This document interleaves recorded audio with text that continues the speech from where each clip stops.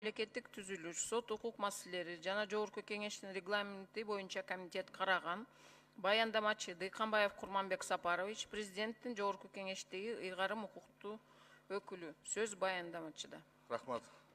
Урматтуу депутаттар, Кыргыз Республикасынын Конституциясынын 64-чү беренесинин 3-чү бөлүгүнүн 1-чи пунктуна ылайык жана Кыргыз Республикасынын судьяларын тандоо боюнча кеңеш сунушу боюнча Бишкек шаардык сотунун судьясы Мамбеталы Жаңылдын талапкерлигин Кыргыз Республикасынын Жогорку сотунун судьясынын кызмат ордуна шайлоо үчүн сунуш кылам.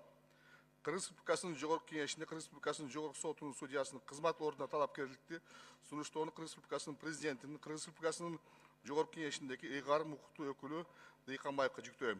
Кыргыз Республикасынын президенти Сооронбай Шарипович Жээнбеков. Урматтуу депутат, көчөбөнү комитетте деген сунуш каралып, комитеттин колдоосу болду. Бүгүн да колдоп коебуз. Рахмат. Рахмат, урматтуу депутаттар, баяндама бүттү. Суроо барбы? Табло бергиле. Суроолорго жазылгыла.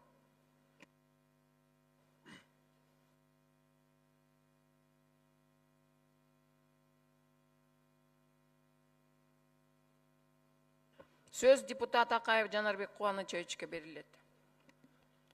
Чоң рахмат, урматтуу жаңылайым.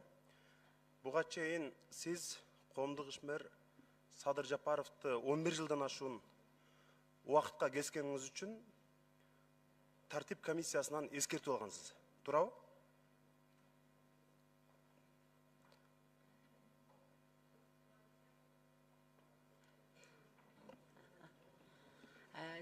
Жанарбек Кубанычевич, туура айтып атасыңар. Мен ошол чечимди ала келдим. Керек болсо көзөтүп берем. Сиз менде бир гана суроо сизге. Эгерде ачык айтсаңыз, мен сизди колдоп берем.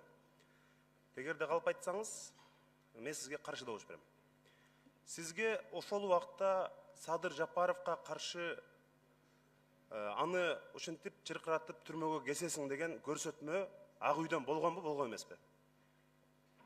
Мен ушул жерге келип алып силердин астыңарда алдай турган максатым жок. Андай болгон эмес.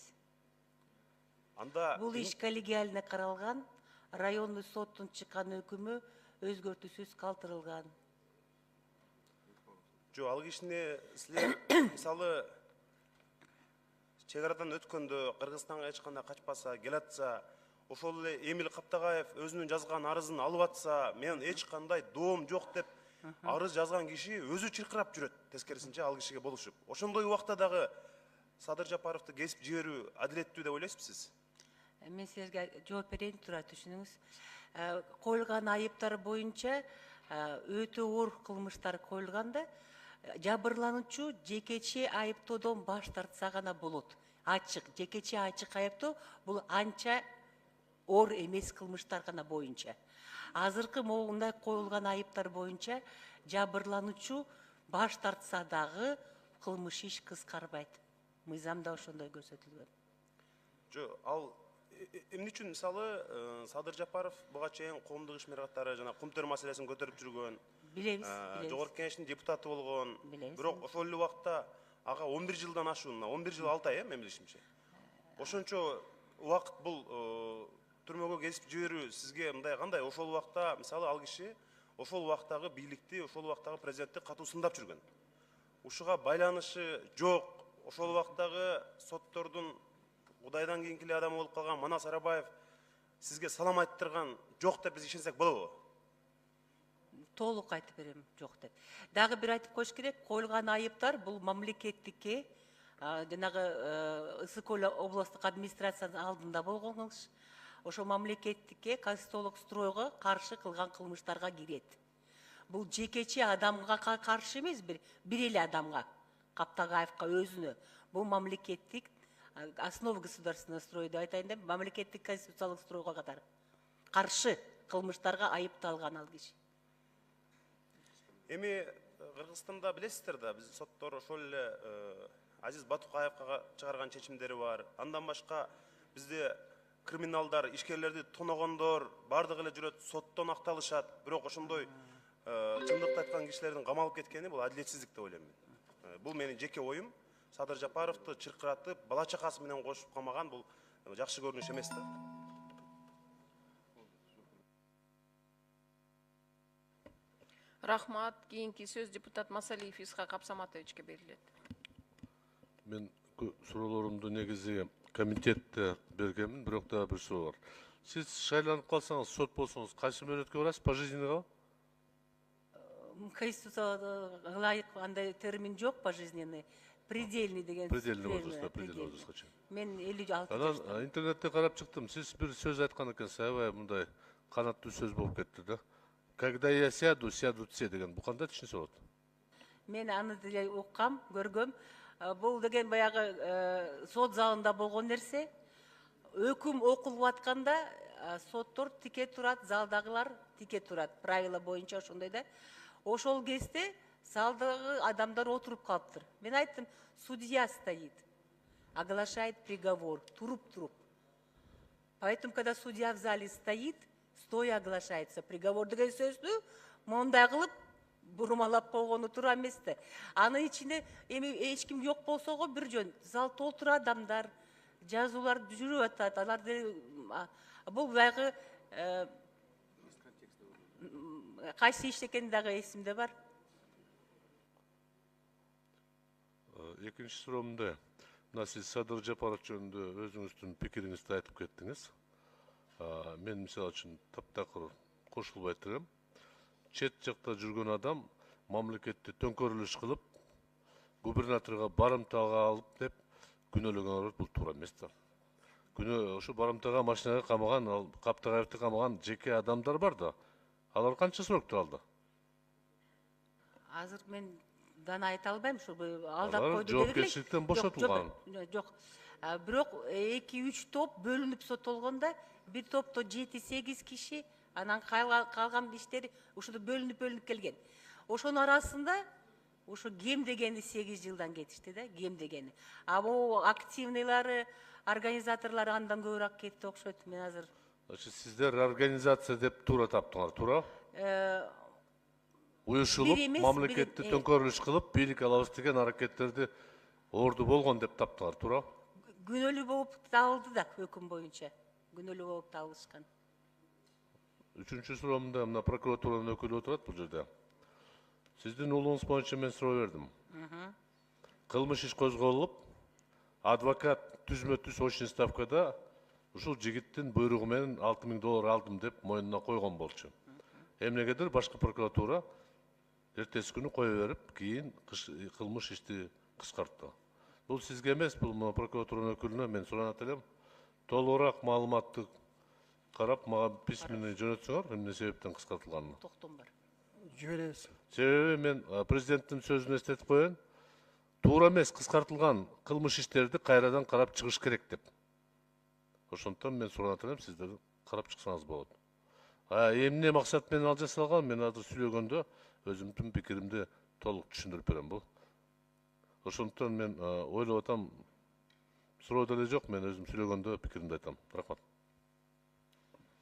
Рахмат. Кийинки сөз депутат Карамушкина Ирина Юрьевна. Спасибо, уважаемый Мамбеталы Джаныл.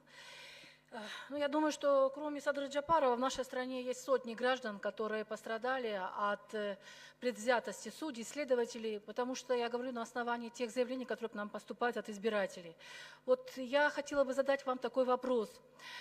Мы все понимаем, что решение Верховного суда окончательное и бесповоротное, да? Но наши граждане требуют о том, что есть дела, когда все-таки следователь, судьи, районный, городской, в общем-то, знаете, они фиктивная фальсификация дела, и гражданин потом на Верховном суде получает окончательное решение, и дальше идти никуда не может жаловаться, нужно искать какой-то новый повод, да, чтобы возобновить работу Верховного суда.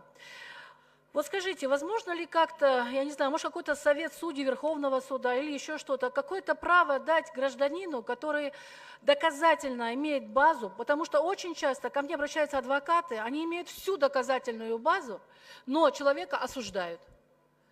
И это очень довольно-таки часто.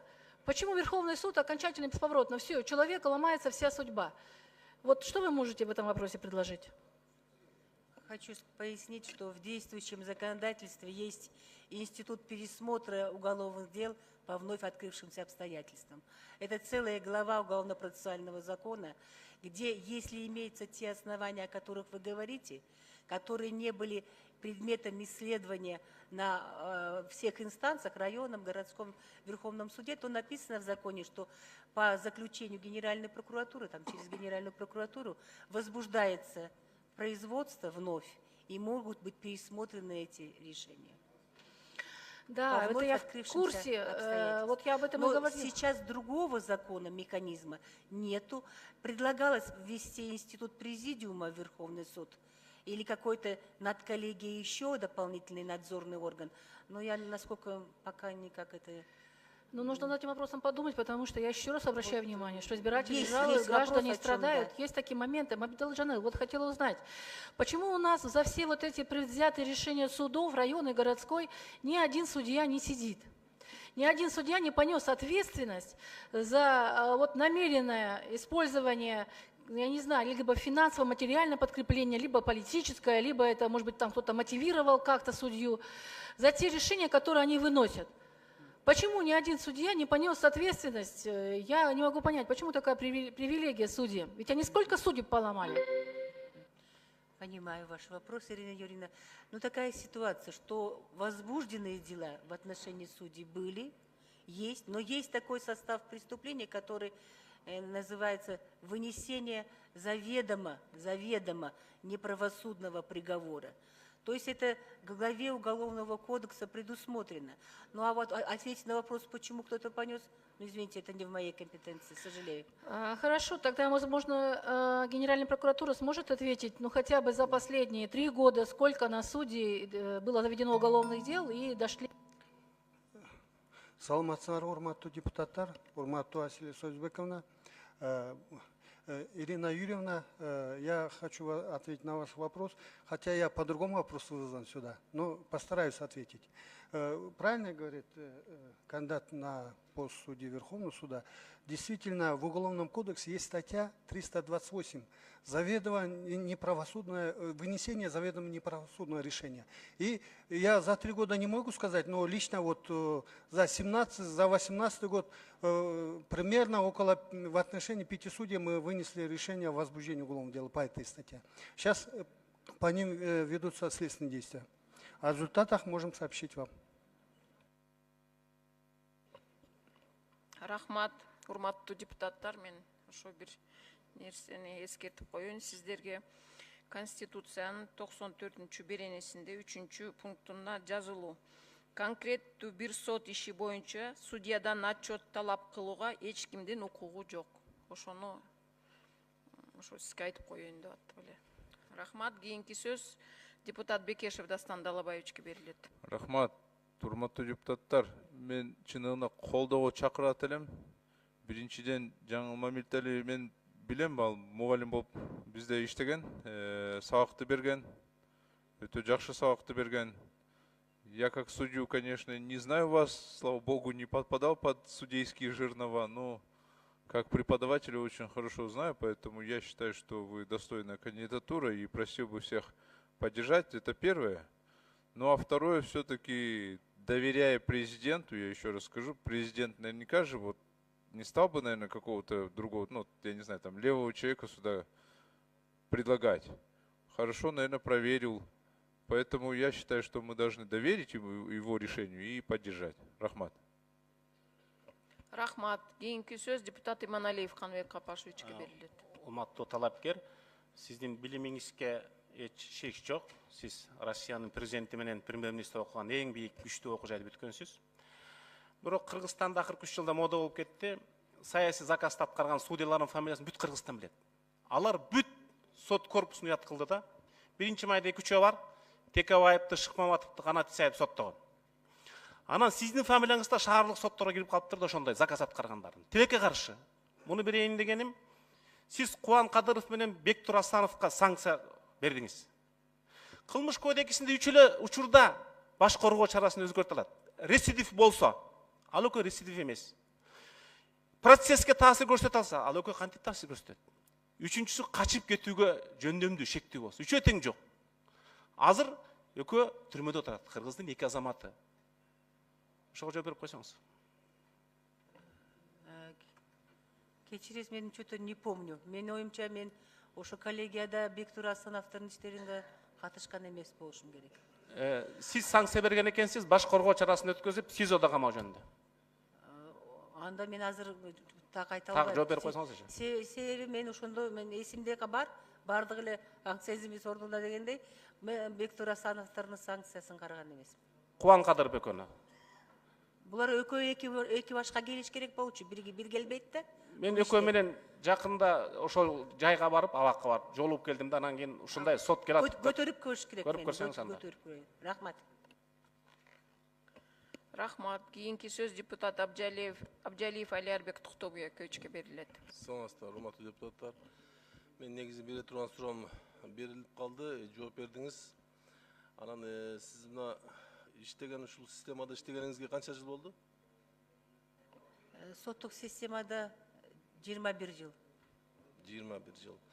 Мына стажы көп, как тажрыйбалуу киши катары ушул сот системасында бүгүн оюңуз кандай? Мына 5 күн иштебей, 5 жылдык стажы болсо юридикалык сотко алганы. Ушуга оюңуз кандай? Азыркы талаптар ал конституцияда көрсөтүлгөн, ким кандай сот койдурат, кандай билим менен, стажы менен деген. Бирок бул азыр негизги максат окутуу.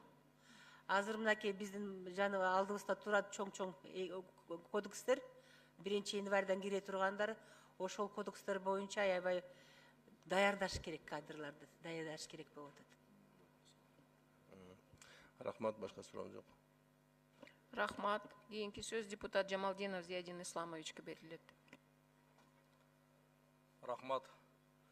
Жаңылайым айтсаңыз, сиздин иштеген убактыңыздагы караган жумуштарыңыздын сапаттары боюнча канчасы даттанууга жаткан, канчалары күчүндө калган, ошо сиз чыгарган чечимдер же өкүмдөр? Эми биз бардык статистикабызды департаментке тапшырабыз. Кечээинки справкалар боюнча каралсам, отменяемость 14%, акыркы жылдарды 9%-тен башталган. Бул төмөн эле проценттер. Ошондуктан утверждаемость жакшы эле деп ойлойм. Анан мен дагы ушул жанагы Садыр Жапаровга чыгарган өкүм боюнча мен деле айтым келет, жана жогоруда эле айтылышты. Чындыгында соттордун бул чыгарган өкүмдөрү туура эмес деп эсептейбиз. Биз эле эмес, бул коомчулук деле эсептеп атат, ушинтипчи. Ошондуктан эгерде сиз жогорку сотко барып калсаңыз, мындан кийин ошондой өкүмдөрдү чыгарбай жүрсөңүз деген мен ой пикирди айтып келип келет.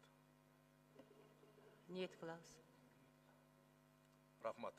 Рахмат. Кийинки сөз депутат Орозова Карамат Бабашевнага берилет. Саламатсыздарбы? Чындыгында жаңыл эжеке сиз жөнүндө пикир жакшы процесстерде кеп жүрүп жакшы пикирди айтышат. Реальный чечимиңиз тууралуу негизинен колдошубуз керек. Сизде судьяларды бир суроом бар да, айрыкча региондордо судьялар көбүнчө биринчи станция, экинчи станция, биринчи станциянын чечими экинчисинде тескери чечим кабыл алынат.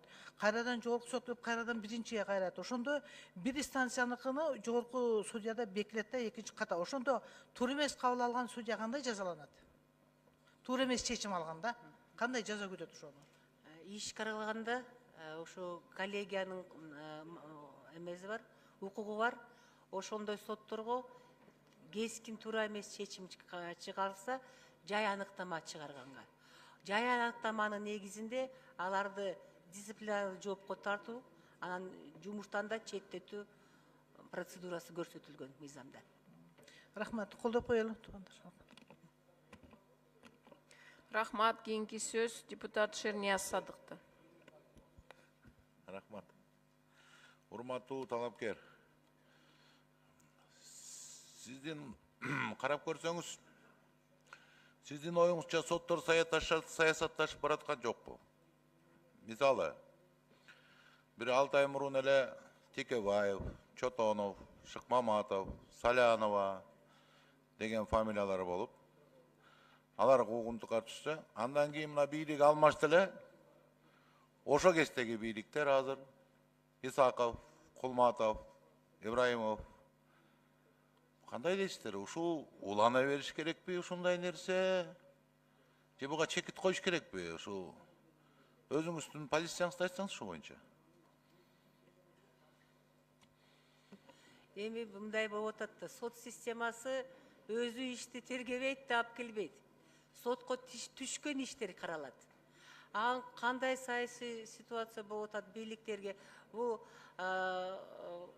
кандай десем, бул категория иштердин категориясына тийиш болушу мүмкүн. Бирок бул эч кандай сот системасына байланыштуу эмес да. Кандай иштер тергелип, прокуратура тарабынан, тергөө органдары тарабынан түшсө, ошол иштер каралат. Бирок кароодо мыйзамдын гана негизинде политикализация кылбай каралыш керек. Рахмат. Жоғыңызға қарағанда, сіз аябагандай тажрыйбалуу, билимдүү, акылдуу экениңиз көрүнүп турат да. Ошол эле учурда сот бийлигинен көп нерсени ушул сөзүңүз менен алыстатканга аракет кылып атасыз. Бирок эми чындыгында сот саясатташып кеткени баарына маалым болуп турбайбы? Биз аны кантип жашырабыз? Ооруну жашырса өлүм ашкере кылат дейт Кыргызда. Саясатташып кетти, сот дагы. Азыр сот эмес, башка жөнөкөй адам да билет. Эгерде бирөө саясий жактан бир куугунтукка учурап калса, демек ал соттолот экен. Демек ал банкротко учурайт экен. Демек ал кысым болот экен дегенге түшүнүп калышты да. Бирок эми сот ушуга эрки жетип туруп керек болсо, мына эрки жеткен бул жерде депутаттар отурат, мурун сот болуп иштеген. Ошондой болуп бир көрсөтүш керек да. Сот бийлигин, анык бийлигин. Кудайдан кийин гана сот экенине биз кыргыз элин ишенишибиз керек да. Мен ушуну каалайт элем сизге. Чын дилимден. Ушундай сот болсоңор экен. Рахмат. Рахмат сизге да. Рахмат. Кийинки сөз депутат Казакбаев Руслан Айтбаевичке берилет. Рахмат, урматтуу төрайым. Жаңыл Маматалиевна, сиз эми тажрыйбалуу сот органдарында көп иштегенсиз. Азыр коллегаларым айткандай, сот системасынын аброю чын астында эле эл астында аябай түшүп кеткенин билесиздер. Эң негизги маселе бул эң коррупциялашкан органдардын бардыгы эле ушу соттор деп ой пикир бар. Жакында эле каникулга чыкканда ошол көп түрмөлөрдү, анан жанагы саясий себептер менен деп камалып отурган, ошондой айтылып камалып аткан биздин депутаттар болобу, жана башка жогорку саясий иштерди иштегендерди кыдырып баягы сүйлөшүп чыктым да. Анан эл аралык практиканы да карап аттык да. Мисалы, Голландияда ар бир 5 жылы, Жаңыл Маматалиевна, сиз билесиз, коомдун идеологиянын коомдун өнүгүшүнө жараса, жазалуу системаларын, жазалуу формаларын кайрадан карап чыгышат экен да. Эми биз түрмөгө бардыгын эле камап атабыз да. Ушу түрмөгө камалгандарды, ошол жерде отургандарды, саясий кызматкер болсун, же болбосо укук коргоо органдарында иштеген башка, ошолордон биз эмне калып атабыз? Ошолор тазаланып, анан тазадан болуп чыгып коомго кошулат деп атабызбы? Кандай маани берип атабыз түрмөгө камалганда? Кандай деп ойлойсуз? Ушу жазалоо формаларын өзгөртүүгө убакыт келип жеткен жокпу? Рахмат сурооңузга. Азыр мына мен кичине айтып кеттим. 1-январь 2019 жылдан баштап жаңы кылмыш кодекси, кылмыш процессуалдык кодекси кире турган болду. Бул чоң комиссия иштеген. Силер бардыңар билесиңер, чоң ошонун ичинде жанагы наукада иштеген адамдардын кошулап, бул азыркы алынган мыйзамдар бул широкая гуманизацияга кирет. Ошол жаңы мыйзамда жазалардын түрлөрү да өзгөргөн. Аларды дагы чектөө механизмы да башка болот. Ошону азыр бардыгына баягы кайрадан үйрөнүп, ошону жаңы мыйзамды иштетип кетүүгө максат бизге сот системасына. Бир так дагы суроо берейинчи анда так. Ушул биз баардыгын камап атпайбы, Жаңыл Маматалиевна? Ошол. Ошолордон эмне күтүп атабыз? Вот сиз азыр жогорку сот катары эмне күтөсүз? Ошолор баардыгын мойнуна алып, анан кийин таза болуп чыгат деп коомго кандай жарандарды күтүп атабыз? Түшүнүк менен жашап калган жарандарды күтүп атабызбы же тазаланып келип кайрадан ушу депутат, министр болуп отурган жарандарды күтүп атабызбы? Мурдагы мыйзамда башка максат коюлган да, орусча айтып кетсе болобу, исправление перевоспитания, кайра тарбайлоо. Азыр максат андай жок мыйзамда. Азыр абактардан келген адамдар коомчулукка кирип, ресоциализация болуп, жашап кетиш керек. Коомчулукта. Анда 10 секунд, урматтуу төрагайым. Анда азыр мисалы 5 жылга, 10 жылга, анан керек болсо шпионаж менен деп 22 жылга камап жиберип атпайыкпы? 10 секунд кошуп бергиле. Алардан эмнени күтүп атабыз? Биринчи адамдар, коомчулук. Сиз ошолордун перевоспитание болуп чыга турганына көзүңүз жетеби? Анда мындай Жок, кандай максат жок, жетпейт. Анда кандай максат бар? Эмне кармап отурабыз алар түрмөдө? Изоляция максаты бар. Биринчи максат изоляция. Анда оор кылмыштар үчүн, өтө оор кылмыштар үчүн биз эми мындай жалаң эле бир категория ишти карабайбыз да. Кенден караганда терроризм бар, адам өлтүрүү бар, бандитизм бар. Аларды дагы Жо, Жаңыл Маматалиевна, жанагы саясий статьялар менен камалгандарды гана айтып атам. Рецидивисттерди, оор кылмыштарды түшүндүм. Анан негизи, конечно, биз андарды кайра башкача тарбиялап чыгарабыз дегенге үмүтүбүз жок. Менде андай болбойт. 10 секунд кошулган, оюңузду бүтүрүп алыңыз. Жаңыл Маматалиевна, андай үмүт жок болсо эмне үчүн кармап отурабыз аларды түрмөдө? Кечиресиз. Себеби мыйзамды соттор кабыл албайт. Жанагы кодекстер жогорку кеңештен өткөн, ошол кодекстердин жаңы ыкмалары көрсөтүлгөн, баардык колдоо табылган коомчулукта. Түшүндүм. Азыр иштеп атабыз ошол. Анда мыйзамдарды өзгөртүп, гуманизация жагына багыт алыш керек экен да, туурабы Жаңыл Маматалиевна? Ал туура политика. Гуманизация керек. Ошол керек болобу? Рахмат. Рахмат. Рахмат. Кийинки сөз депутат Акматов Алмазбек Жумабековичте. Жаңыл Маматалиевна, эми биз сиз жөнүндө билебиз, көп жылдардан бери иштейсиз, тажрыйбалуу. Эми азыр сот системасынын эң жогорку бийлигине баратасыз. Мына президентибиз дагы сизге ишенип сунуш кылып атат. Мен сизди буну сурайын дедим эле, сиз азыр городской сотто уголовный иштер боюнча коллеганын башчысыз да. Азыр эми жогорку сот койгондо кайсы тармакты карайсыз? Ушу уголовный жагына баратасызбы же башка экономический жагына баратасызбы? Мен айтып кетишим керек, мен тең карачымын. Жарандык иштерди, кылмыш иштерди, баягындай специализация болгондо дагы тең жакты жакшы эле билем. А бирок кайсы тарапка мени кийин бөлүштүрөт, бул аны жогорку соттун коллегиялары чечет го. Мага деген тең любой жагында иштей берем деген айтайын деп атам. Эми мына биздин коомдо азыр коррупция менен аябай катуу күрөшүп атат. Андан башка дагы ушу биздин коомду аябай тынчтандырган ушу уголовный жак болуп атат да. Иш жана кылмышкерлер, киши тоногуштар, киши өлтүргөндөр. Эгер ушул уголовный жагын карап калсаңыз, ушул жак аябай принципиально карасаңыз, киши өлтүргүчтөр мына МВДнын кызматкерлери, СМБнын кызматкерлери ошолорду кармайт экен дагы, анан сотко барып келгенде ошолордун баары бошонуп кетип атат. Ушу жерге аябай эгер уголовный иш карасаңыз, ошолорго принципиалдуу карап, принципиалдуу профессионалдуу ишиңизди аткарышка мен ушу суранат элем сизде. Рахмат. Рахмат. Кийинки сөз депутат Рысалиев Зарылбек Кылычбековичке берилет. Саламатсызбы. Мен сизге бир-эки суроом бар эле да. Кийинки убактарда санкцияны только соттор берет да, туурабы? Ушуну прокуратурага өткүзүп берсек кандай дейсиз? Ушуга кандай көз карашыңыз бар? Зарылбек Кылычбекович, саламатсыңар. Сурооңузду түшүндүм, бирок баягы история развития бар дегендей, андай да болгон убакыт. Анан кайра өзгөрүп, эки түрүн гана сот таңдайт. Калгандары тергөө менен прокурор өзү чечет.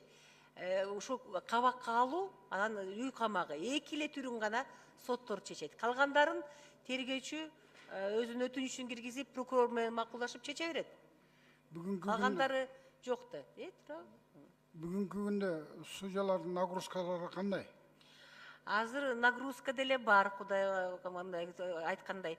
Азыр эми жаңы институт кирсе, следственный судья, анда вакансия керек болот. 50 кишидей вакансия.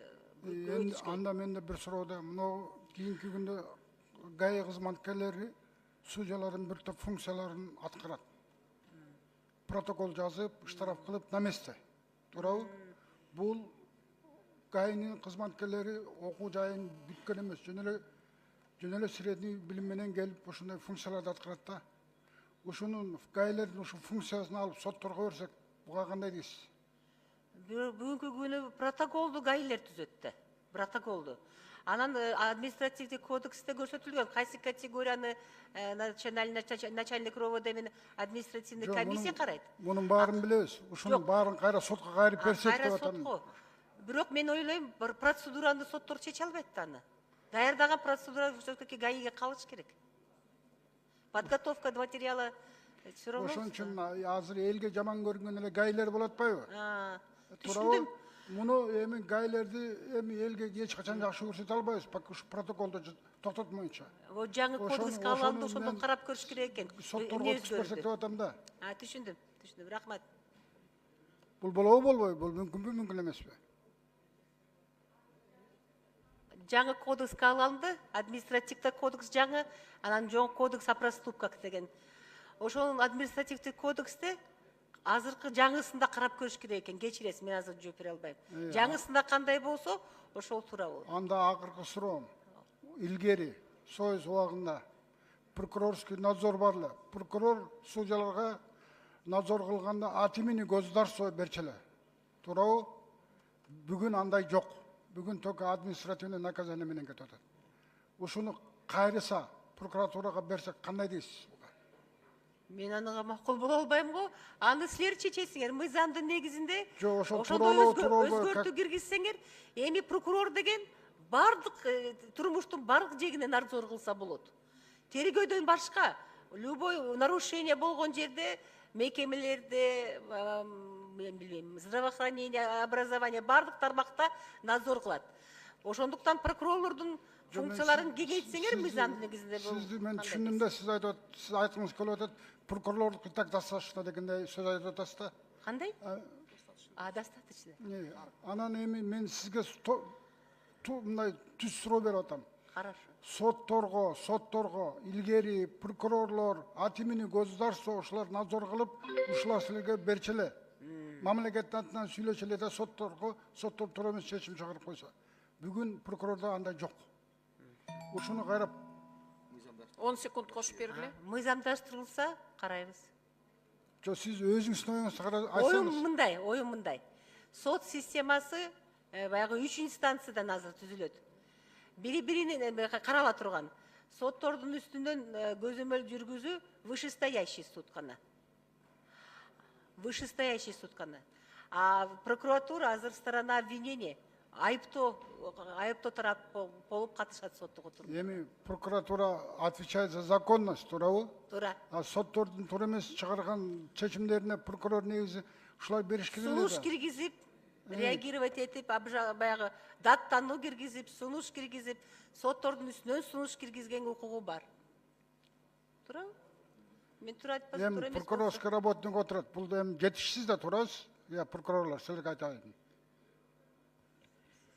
Биз деген мыйзам чегинде гана иштейбиз. Азыр мыйзам боюнча мыйзам чегинен чалбайбыз.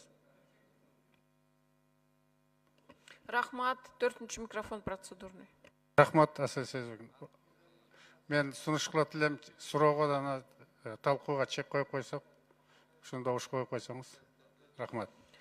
Урматтуу депутаттар, сунуш түшүп жатат чек коюу боюнча. Депутат Нишановтон добуш коюм, добуш бериңиздер.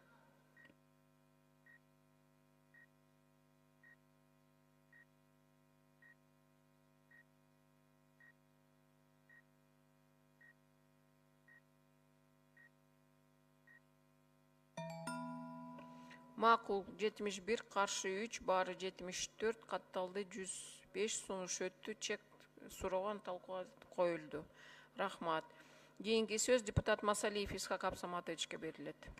Рахмат, мен кешірім сұрап атам екінші жолы. Мен біраз түшінбей қалдым. Құрманбек Сапарович, біз бұл кішіне жорық соттың төрағалығына сайлап атабыз ба? Берген сұрауға лайықты, жауаптарға лайықты бұл бүт сот системасы бойынша пікір алмасып отырып ғой? Мындай емес. Анан екінші, бұл кіші баратқан жеріне қайсы коллега барат дайыны жоқ па? Эмне үшін? Кім бөлет аны? Қайсы коллегада вакансия бар азыр? Жоқ, Құрманбек Сапарович, сізге сұрау. Сіз шашпаңыз, сізге берген жоқ сұрау. Бұл мәселе неме деген тияқта 35 сот бар да, анан өзінің коллегиялар бар. Аяқтан өздері шешеді, қайсы орынға, қайсы коллегия бөлішінші. Мен білішім бойынша, азыр жалпы жорық кеңеште вакансия орынға баратат, тура? Сот. Жорық соттың судьясына. Вакансияға бір орынға баратат бұл кішінші. Қайсы коллегияда жетішпет бүгін? Алар шешіледі, өздері шешіледі. Жоқ, бүгін қайсы коллегияда жетішпет? Вакансия қайырда бар? Анында мен білбейді екем. Жарандық іштер бойынша, же қылмыс іштер бойынша? Азыр ушу 2 вакансия бар. Анысын мен білбеймін, қайсысында вакансия бар екен. Аны білсе болады әлі, алардың саны шектелген да. Біліп қойсаңар болады әлі. Екінші сұрау. Мен көптен бері ұшы сотторды шайлап та көргенбіз, бекітіп те көргенбіз. Бірақ емнегедір ұшы сот системаны біз оңдай албайбыз да. Мен бір сунуш беретелем. Бүгінгі күнде мына ұшы талапкердің ішini қарадық. Bir жылда 335 қылмыс іш қарап тұр. Ал бақшы күні түні бала чақасын тыштап соттың ішімен жүріп өрген екен данда, кешке. 335 қылмыс іш. Андан көрі соттың санын көбейтөлі, бюджеттің ақшаны көбейтөлі, айлықтарын көтерөлі, ем айлықтар бөлемен аларды қазір. Бая еврей айтқандай, еще зарплата получитель дегенде болбош, айлық жетішті деп бүгін күнде. Бірақ соттордың санын көбейтпесек, 335 іш қаралса, сөзсіз қаталар кетеді. Анан барып сот өзінің ең ақылды деп сеніп алады да. Барыны білем. Ошон үчүн мен сунуш катары айтат элем, ойлонуп көрсөңөр, соттордун саны боюнча.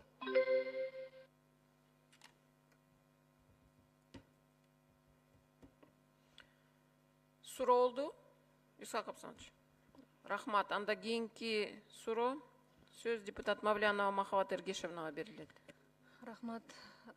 Мамбеталы жаңыл айым. Албетте сиздин кандидатураңыз колдойбуз. Мен ишенем, сиз ошо жөнөкөй калктын арыз моңун угуп, ошолордун дагы бир жакшы, ошолордун тийишелүү маселелерди жакшы чечкенге аракет кылып бересиздер.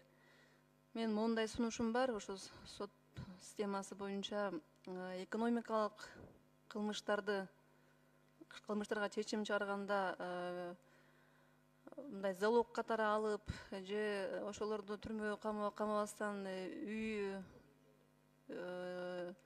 камагына алып, жана башка бир ушундай жеңилдетилген жактарына биз судебный практика катары киргизсек абдан жакшы болот да. Бул биринчиден биздин ошол пенитенциардык жайларыбызды жеңилдетебиз. Экинчиден алар коомго зыяны жок жарандар, алардын эч бир мындай коркунучу жок жарандар. Ошондуктан мисалы алыс барбай эле мынакей Россияда ушул практика өтүү жолун азыр аябай актуалдашып, жанагы президент дагы посланиясында айтып кеткен да ушул тууралуучу. Ошондуктан мен ойлойм, ушул жакта сиз коллега, кайсы коллега барсаңыз дагы ошону кеңири жайылтып, биз ушундай практиканы кирсек абдан бир мамлекетке жакшы болмок деп ойлойм. Жарандарыбызга жакшы болмок ойлойм. Сиздин оюңуз кандай ушул боюнча?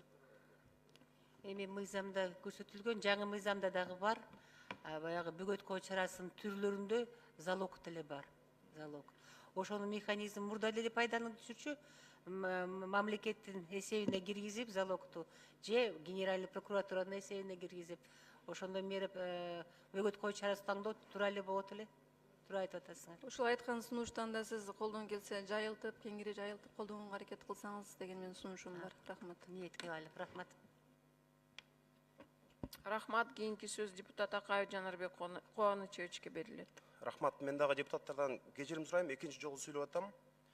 Мен эмне үчүн Садыр Жапаровду жана мисал иретинде келтирдим? Анткени депутат болгон, мыйзам чыгарып жүргөн, коомдук ишмерлерди ушинтип чыркыратып кесип атканда алар өзүнүн укугун коргой албаса, анда карапайым адамдар жөнүндө бизде сөз жок да. Мен ошон үчүн Садыр Жапаровду мындай мисал иретинде айтып өттүм. Сиздин бүгүн ошол соттор эсиңизде болсо керек, көз алдыңызда болсо керек, ондогон, керек болсо жүздөгөн аталар, апалар, жаштар ошол жерде ыйлап жүрүшкөн. Сиздин бүгүн кызматыңыздан көтөрүлүп атканды көрүп, ошол кишилер келечектен үмүтү үзүлө түшсө керек деп ойлойм. Мен алардын акыбалын элестетип турам. Президенттин парламенттеги өкүлүнө да айтат элем, негизи сот оңолмоюнча мамлекет оңолбойт. Бүгүнкү күндө сотко болгон ишенимдин элде канчалык кеткенин биз жакшы билебиз. Ошон үчүн эски системада иштеген, буйруктарды аткарып жүргөн соттордон башка деле Кыргызстанда 6 миллион адамдын ичинде абдан таза, мыкты жаш балдар бар.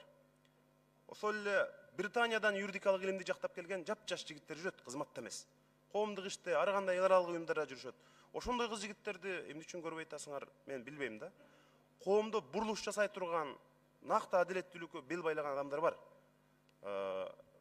Урматтуу Курманбек мырза, кийинки бир кандидаттарды караганда, ошондой адамдарды алып келсеңер, биз мындай кубаттап, коштоп, биздин дагы үмүтүбүз жанып бир мындай колдоп бермекпиз да. Анан кечеги системадан тажап, алардан ушунчалык мындай элибиз дагы тажап, ушу бир оңолорбуз деп турган учурда, кайра эле баягы кишилерди алып келсеңер, биздин дагы көңүлүбүз суйт. Эң башкысы элибиздин дагы көңүлү суй түшөт да. Ошон үчүн келгиле бир жаңы адамдарды, жаш, бир тың, мыкты, адилеттүү, таза, билимдүү адамдар Кыргызстанда толтура. Ошолорду алып келгиле, биз колдоп берели. Рахмат. Суроо жок менде. Рахмат. Урматтуу депутаттар, суроого жазылгандар аяктады. Талкууга да жазылгандар бар экен, анда сөз Масалиев Исхак Абсаматовичке берилет. Урматтуу кесиптештер, мен бир-эки ой менен бөлүшөйүн деп туура таптым. Бүгүнкү күндө сот системасын сындабаган эч ким калбады. Президенттен баштап жөнөкөй жаранга чейин барып сындап атабыз. Эмне болсо деле сотко барганда бар бир табигат ушундай 50% уткузат. Капа эки тараптын бирөөсү уткузат. Бирок бүгүн биз карап аткан талапкер жөнүндө мен айта кетейин. Кызыктай болуп атат да. Садыр Жапаров деп атабыз, Кубанычбек Кыдыров деп атабыз, Бек Турасанов деп атабыз, Өмүрбек Текебаев деп атабыз. Баары тең 2010 жылдагы апрель революционерлер. Бир аз убакыттан кийин баары тең жоопко тартылды. Кылмыш менен деп күнөөлөп, чет-чета жүрсө деле, же бир адамдын көрсөткүчү менен ар кандай сроктор алып камакта отурушат. Эгерде ушундай аты чыккан саясатчыларына ушундай чечим кабыл алса, анда жөнөкөй жарандарга кандай чечим биз билбей калабыз. Бизге көптөгөн арыздар түшүп атат да. Демек бүгүнкү күндө соттор киллер сыяктуу болуп атат, аткаруучу болуп атат. Мен юридикалык факультетти бүттүм, 6 жыл заочный окуп. Көп жыл иштегем тармакта. Бирок мен түшүнбөйм, кантип адам жок болсо, күнөөлүүсүң деп таап, бир адамды көрсөтүшү менен соттоп койсо болот. Мен эч түшүнбөйм аны. Ошого келип калдык биз. Аткаруучу ушу талапкерлердин мына биздин алдыбызда турган бир. Эми мындай болуп атат да, кантип ушундай сотторду тарбиялайт бийлик. Мына Жаңыл Мамбеталы үлгүсүндө айтып кетейин. 2010 жыл баласын камап коюшуп, 2 суткадан кийин кое берип, анан кылмыш ишти кыскартып койду. Мен бекер сураган жокмун, соттобу же тергөөдө? Тергөөдө дейт. Демек бул кылмыш иш дайыма күрчөк болуп сакталып турат. Керек болгон учурда кайра козгоп койсо болот. Айрыкча бул коррупцияга тийиштүү иш боюнча чеги жок. 5 жылдан кийин, 10 жылдан кийин ушул эжекени кармаш үчүн ишти козгоп койсо болот. Демек күрчөктө болуп калды. Соттордун жарымы ушундай күрчөктө жүрүшөт. Мен ойлоп атам, мезгил келди бошотуш керек күрчөктөн. Сотторго эркиндик бериш керек. Себеби булар Кыргыз Республикасынын атынан өкүм чыгарат, чечим чыгарышат, кабыл алышат. Айтып атышат, соттор баары мындай эмес. 2010 жылы убактылуу өкмөт мени да камап көрүп, соттоп көргөн. Бирок сот актады. Мына биздин арабызда отурган Курманкул Зулушев, Камчыбек Ташиевди актап чыккан. Кызматтан кетти, бирок азыр биздин катарыбызда депутат болуп отурат. Ошондуктан эгер соттор таза иштеп, өзүнүн ишин кынтыксыз, адилеттүү аткарса, коомдо ишенич пайда болот. Бизди урушуп атат, эмне үчүн дагы эле ушу депутаттарды айтып атасыңар? Себеби алар мамлекетке, коомго көрүнүктүү адамдар.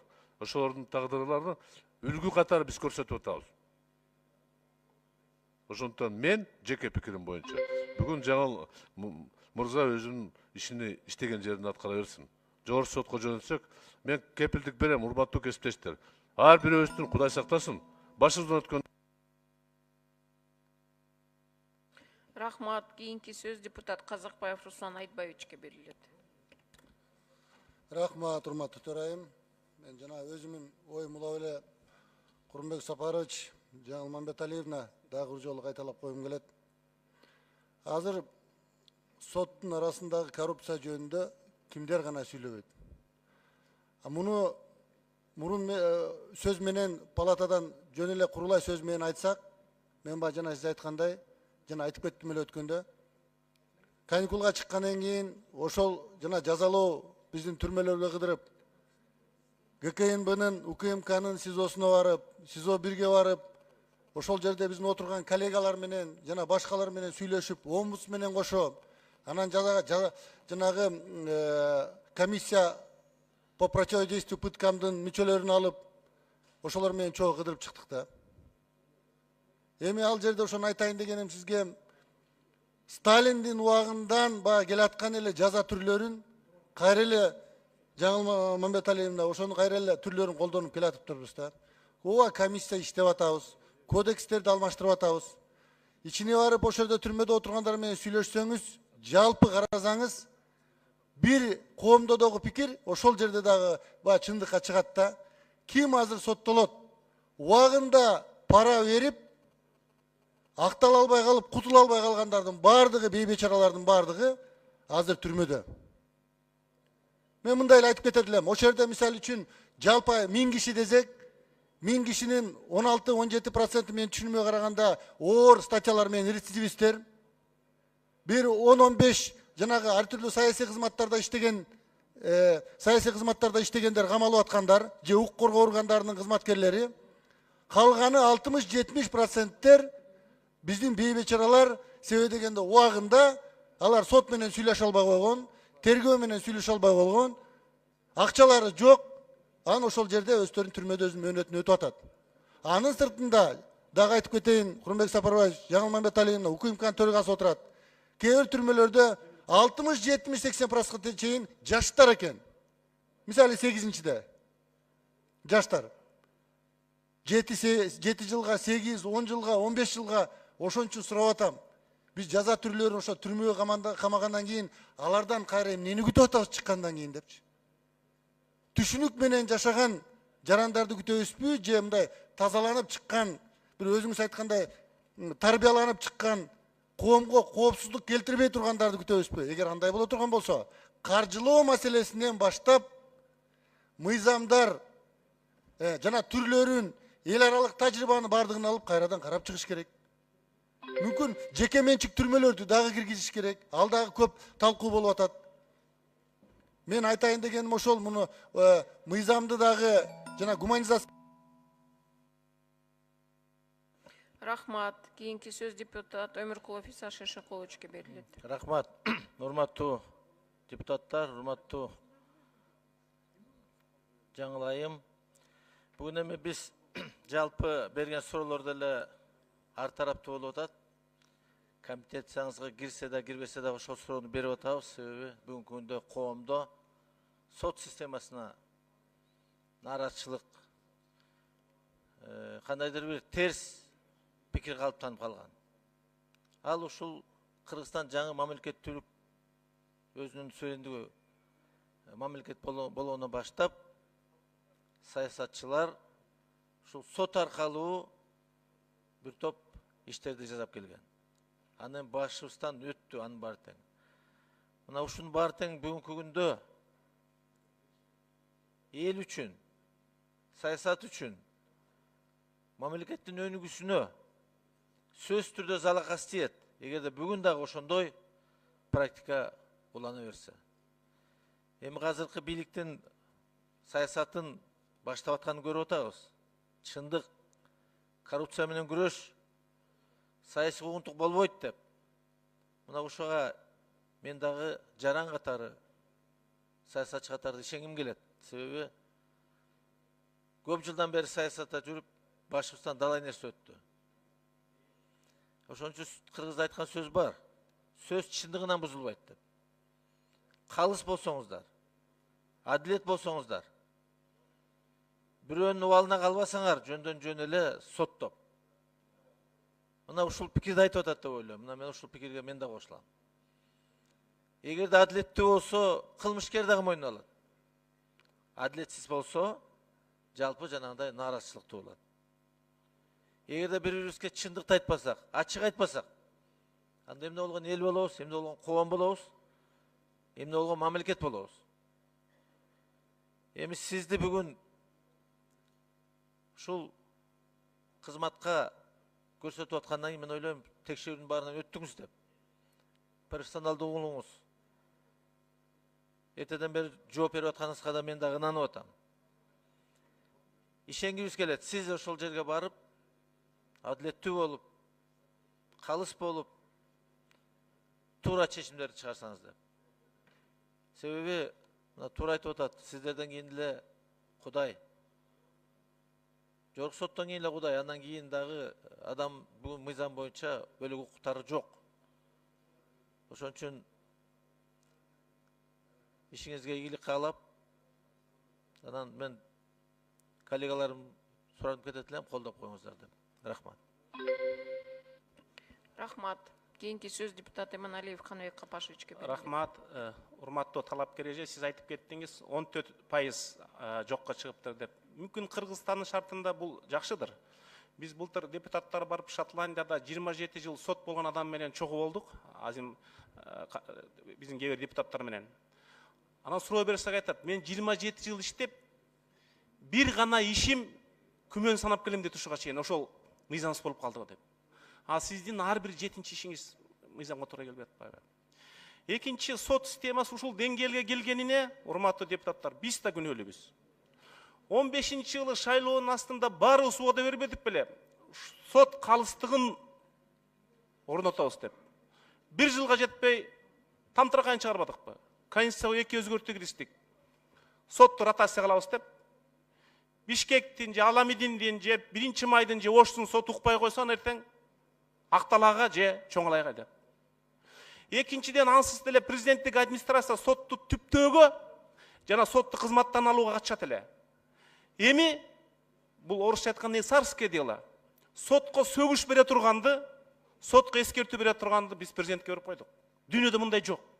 Бул парламенттин тарыхый кечиримсиз катасы. Сот эртең оңолот дегенге мен ишенбейм. Ал үчүн конституцияны оңдош керек. 2020-жылы. Эми сизге айтайын дегеним эже сот элитасы боюнча. Эстир учурунда бизде ошол эле Зулумбек Жамашев, Бобеков, Мамадияр Исайбаев сыяктуу калыс адамдар болгон. Кийин деле мисалы үчүн Рахымберди Салиев деген сот бар эле, ага ак үй телефон чалгандан коркчу. Азыр соттун элитасы жок болуп калды да. Россияда Зоркин деген бар. Ал Кирилл патриарх канчалык авторитет болсо, Россиянын соттору үчүн Зоркин ошондой символ. Кана жогорку сотто ошондой символ барбы?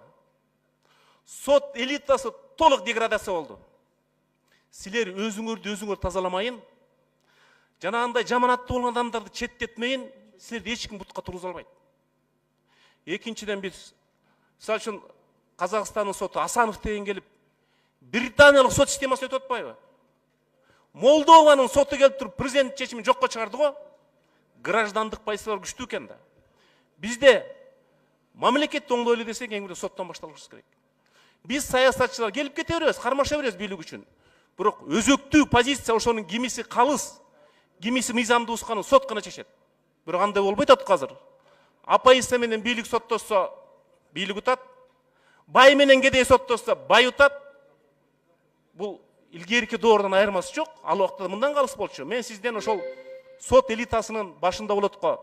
Жаңы сот элитасы кызматка келет го. Булар мамлекет астындагы жоопкерчиликти ойлонот го деп өтүнүш менен, кайрылуу менен айтып атам сизге.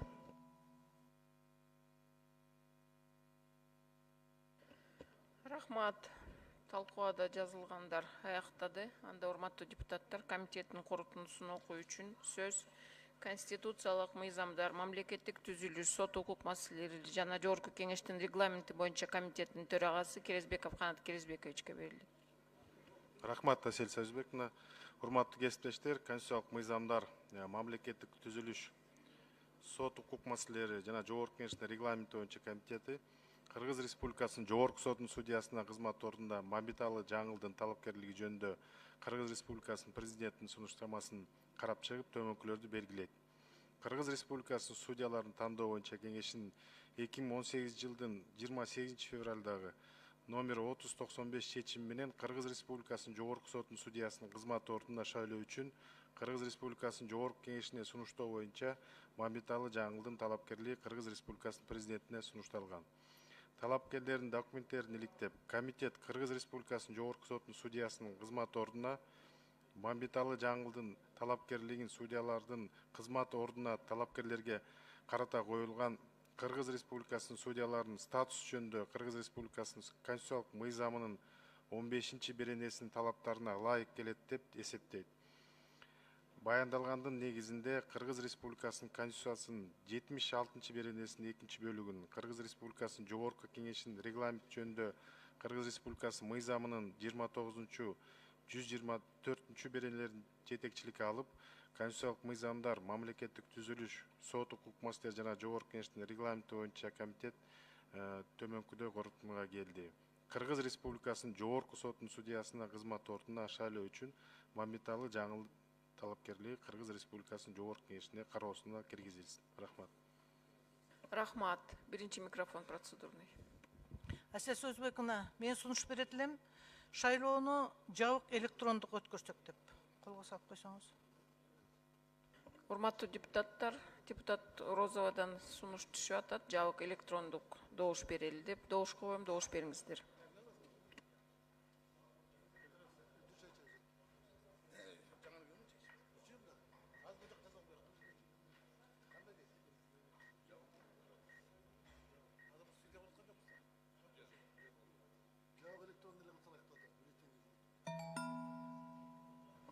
Макул 85, каршы 5, бары 90, катталды 106. Сунуш өттү, анда жабык электрондук добуш беребиз. Анда урматтуу депутаттар, жогорку кеңештин токтом долбоору. Кыргыз Республикасынын жогорку кеңеши токтом кылат. Кыргыз Республикасынын Конституциясынын 74-беренесинин 4-бөлүгүнүн 1-пунктуна жана 94-беренесинин 6-бөлүгүнө ылайык курактык чегине жеткенге чейин Кыргыз Республикасынын жогорку соттун судьясынын кызмат ордуна Мамбеталы Жаңыл шайлансын. Добушка коем, добуш бериңиздер.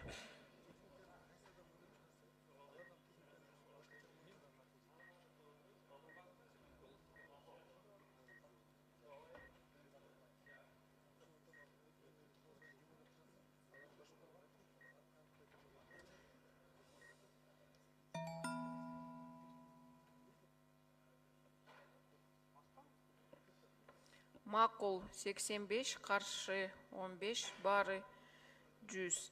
Эми өттү. Эми урматтуу депутаттар токтом долбоорун бекитип коелу. Кайрадан добуш коем, добуш бериңиздер.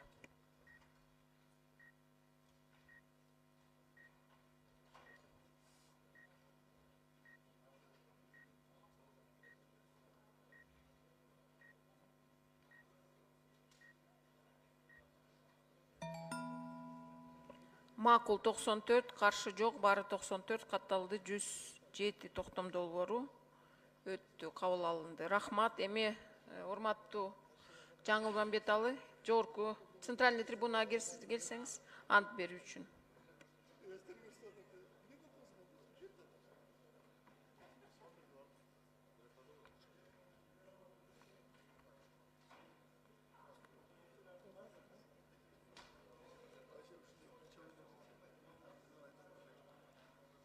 Мен Мамбеталы Жаңыл Кыргыз Республикасынын судьянын кызматына киришип жатып, өз атам экенимди жана элимдин алдында сот адилеттүүлүгүн Кыргыз Республикасынын Конституция жана мыйзамдарына ылайык так, ак ниеттүү, калыс жана адилеттүү жүзөгө ашырууга, судьянын ар намыс кодексинин эрежелерин так сактоого ант берем.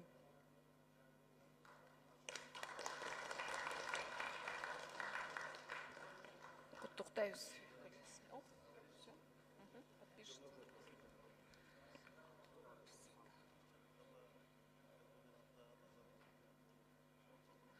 Рахмат.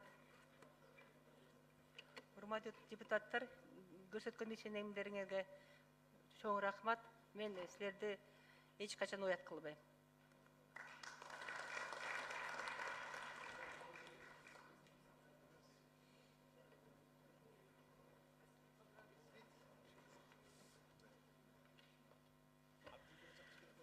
Рахмат, эми урматтуу депутаттар, анда күн тартибинде кийинки маселе. Мына чакырылгандар Кадыркулов Идрис Анарбекович, улуттук коопсуздук мамлекеттик комитеттин төрагасы, Дүйшенбиев Нурлан Касымбекович, башкы прокурордун орун басары, Карпбеков Илим Майрамбекович, коомдук теле радио берүү корпорациянын башкы директору чакырылган. Мына алар отурат. Карпбеков келдиби?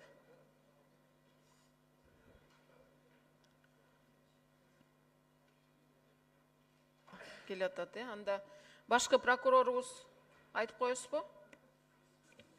Урматтуу депутаттар, урматтуу Асель Союзбековна, башкы Кыргыз Республикасынын башкы прокурору Өткүрбек Асылбекович азыр командировкада жүрөт. Ошондуктан мен келдим, башкы прокурордун орун басары Дүйшенбиев Нурлан Касымбекович.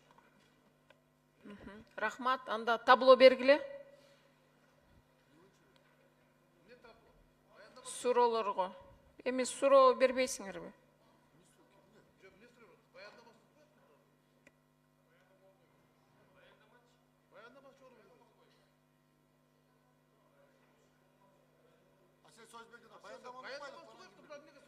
Баяндама бүгүн жана эртең менен Алмамбет Насырханович азыр өзү түшүндүрүп берет. Мына 6-чы микрофон процедурный. Урматтуу депутаттар, силерге кыскача маалымдап коеюн.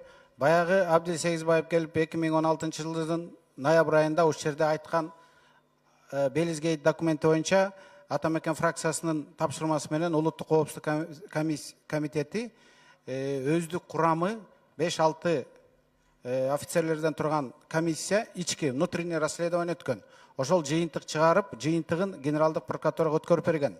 Ошону биз маалымат катары бүгүн угалы деген. Ошондуктан урматтуу Азиз Союзбековна, сөздү улуттук коопсуздук комитеттин төрагасына берсеңер, ал ошо комиссиянын жыйынтыгын айтсын. Комиссия текшерди, барбы экен документ, кимдин канча долясы бар экен офшордо дегенде, жок болсо жок экен деп. Мейли, анда сөз Кадыркулов Идрис Анарбековичке, улуттук коопсуздук мамлекеттик комитеттин төрагасына. Саламатсызбы, урматтуу Кыргыз Республикасынын Жогорку Кеңешинин депутаттары, урматтуу Асель Союзбековна, урматтуу депутаттар. Мен кыскача айтып кетейин анда бул маселе боюнча. 2018 жылдын 16 майында Кыргыз Республикасынын башкы прокуратурасы тарабынан бизге келип түшкөн каттын негизинде биздин мекеме Мегаком компаниясына тиешелүү акциялар боюнча Белиз мамлекетинен алынган трасттык декларациялардын мыйзамдуулугун аныктоо боюнча кызматтык иликтөө өткөрүлгөн. Бул комиссиянын алдында Белиз мамлекетинен расмий түрдө УКМКнын дарегине Жогорку Кеңештин айрым депутаттарынын Мегаком компаниясына акцияларын Southfield Management компаниясы аркылуу сатуу жөнүндө түзүлгөн трасттык декларацияга тиешеси бар деген документтери келип түшкөнбү? Эгерде келип түшсө, качан жана кандай номер менен катталган, жана ал документтер бүгүнкү күндө кайда экендигин боюнча суроолор коюлган. Аталган комиссия кызматтык иликтөө учурунда УКМКга тийиштүү бардык оперативдик башкармалыктарга, ошондой эле секретариат аркылуу маалымат алганда 2016 жылдан тартып бүгүнкү күнгө чейин официалдуу түрдө Мегаком компаниясына тиешелүү акциялар боюнча трасттык документтердин Белиз мамлекетинен УКМКнын дарегине расмий түрдө келип түшпөгөнү жана бул документтер УКМКда катталбагандыгы аныкталган. Тактап кетчү нерсе, текшерүү учурунда мамлекеттик улуттук коопсуздук комитетинин кызматкерлери, урматтуу депутаттар көрсөткөндөй, Мусаханов, биздин кызматкерлер Мусаханов жана Кенжешов алардын Белиз мамлекетине атайын барып трасттык документтерди алып келишкен деген маалыматтар дагы негизсиз экендиги анык болду. Бул эки биздин кызматкер ал тарапка чыккан эмес. Мусаханов мисалы 18 декабрда Москвага иш сапары менен барып келген. Ал эми Кенжешова Ташкентке 16-жылы барып келген.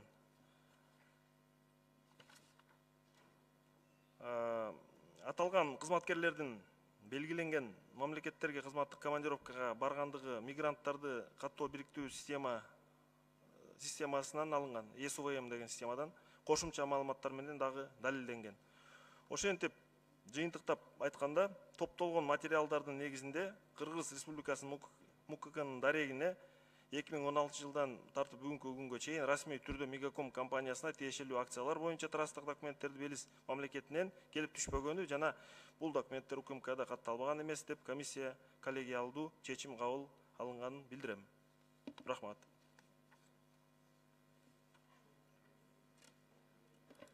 Маалыматты уктуңуздар. Анда суроого жазылгандар бар. Сөз берүү үчүн сөз депутат, суроо берүү үчүн сөз депутат Карамушкина Ирина Юрьевнага берилет. Кечирип коңуз, прокуратура барбы?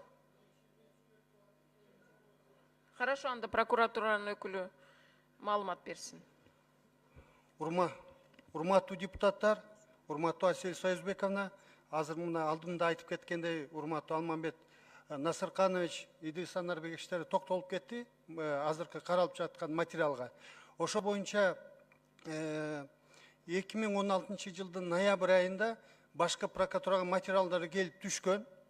Ошол материалдардын жанагы Белизден келип түшкөн материалдардын аныктыгын түшкөндүгүн, ошол жана трасттык декларацияда көрсөтүлгөн мурунку эки депутат, азыркы мына урматтуу Алмамбет Насыркановичтар ошол мамлекеттик органдарга бир таасир этти деген маселелер каралып чыккан.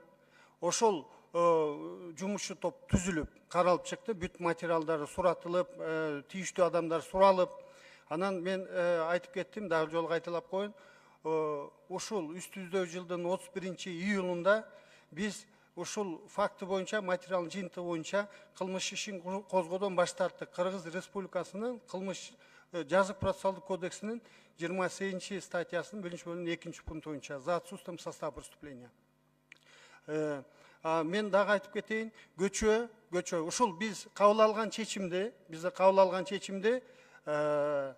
башкы прокуратуранын тийиштүү башкармалыгы негиздүүлүгү жана мыйзамдуулугун окуп чыгып туруп жокко чыгарды ал токтомду. Азыр кошумча текшерүү жүрүп жатат. Ушул кошумча текшерүүнүн жыйынтыгы менен дагы жаңы юридикалык баа берилет. Ал боюнча силер тийиштүү түрдө маалымат беребиз. Анан белгилеп кетейин деген жерим, өзүңөр билесиңер, бул материалды деген өз убагында УКМК гриф совершенно секретно койгон. Ошон үчүн мен кыскача баягы материалдын сырын ачпай туруп мен көбүр моменттерге токтолуп кеттим. Эгерде ошол материалдын грифин совсекретнаны УКМК тийиштүү түрдө кайра рассекреттетсе, башынан айына чейин баарын жооп бергенге даярмын. Рахмат. Рахмат. Суроо берүү үчүн сөз Карамушкина Ирина Юрьевнага берилет. Спасибо. Ну, уважаемый Идрис Анарбекович, я хочу сказать, что по документам из Белиза были, не были. В общем-то, честно говоря, и тогда было как-то все непонятно. Доказывали, что идут следствия, то их показывали, то теперь их не было. Хорошо, неважно, там разбирайтесь, ведите следствие. Для меня важно другое. Был ли факт коррупции вокруг Мегакома?